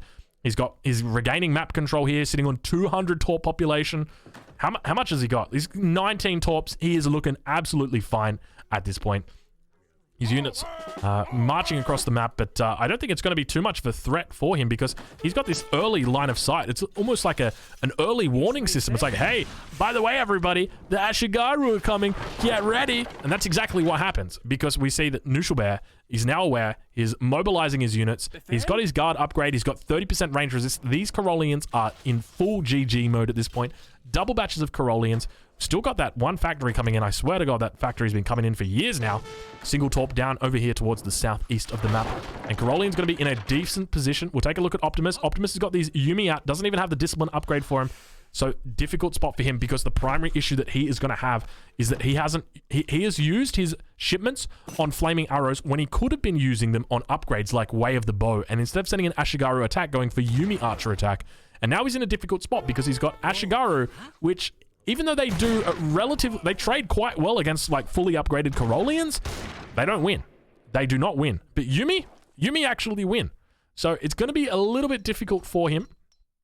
He's gone up to the 4th age, but I guess the real question is why? What's he doing in the 4th age? It's not like he's going to be able to send, I mean, he could send a shipment of like 4 flaming arrows. I guess that's pretty decent. So that's one thing to think about, but he's still got a while before his next shipment comes in, so it's another 230 XP away from that. More Yabs coming out, so he's got a total of 10 Yabs. That's probably sufficient to deal with the heavy cannons. Honestly, he's not in a bad spot. The fact that he's got 10 Yabusamis is pretty decent. It's going to be 9 because they will get crackshotted by the Explorer. It looks like, oh, they might actually be going in for a sneaky little shot. Does he get the crack shot off? Let's take a look. Explorer doesn't get the crack shot off. Looks like he's just trying to get back. Managed to get taken out now. 18 range on these Yabusamis. Barracks is going to be going down now. Keep in mind, these barracks are only training Ashigaru, so who cares? Not too fast. Irregulars getting called out. Coming in from the right-hand side, so I don't know how I feel about that. We can see that the units are moving into stagger mode. He's keeping them all together, though, so it means they're going to actually just get closer together. So really difficult spot. First volley going off, second volley going off. A huge amount of damage there. Not a lot of units dying, but I suspect this next volley is going to get them. They're locked on. They're locked on. They're locked on. Oh, they get the shot off. It's huge. It's huge. Like 6 units going down and all falling down over into the pond. It's been a terrible day for the Japanese forces as they take a bath, but unfortunately, it's for the wrong reasons. The Corollians now posturing as the Yabs move in. It's a fair amount of Yabs. We take a look. There's 13 Yabs right now. Trying to get their shots in on the heavy cannons. Heavy cannons on the back line. Doing well. They're sacrificing themselves for the heavy cannons, and that is the correct choice at this point. Your opponent is only going to be making Corollians, so doing the right thing. Yabs now just getting out and dodge. But the issue is you've got no way you can kill these Corollians. You've got Yumi Archers, but they're not upgraded, and I think that that's Knuschelbär winning the game right there. Optimus undoubtedly calling GG at that point and giving it up because Knuschelbär is so far ahead. We see a 3k score lead. 43 guard Corollians. No real way to kill these Corollians. Good game to Knuschelbär. Congratulations on winning the series 4-1. Don't go anywhere because we've got Age of Empires 4 giveaway coming up right now. So do not go anywhere. You don't want to miss this. This is Age of Empires 4 getting sent directly to you on Steam. You don't want to miss this. Let's get some music on.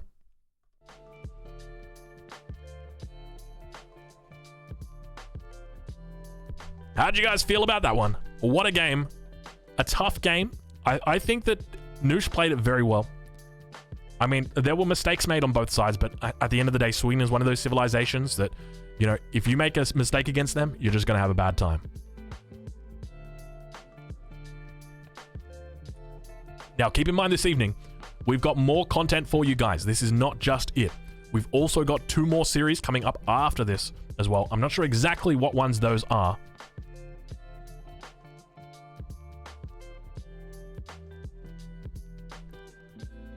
All right. I'm going to take a look at EGC TV. EGC TV, are you there? Next game is Kaister versus I Am Turk. That is not Kaiser Klein, that is Kaister. Kaister Klein, the United States hero, the man that the United States needs. Let's take a little bit of a look at the aftergame right here. We just see Nush was just miles ahead.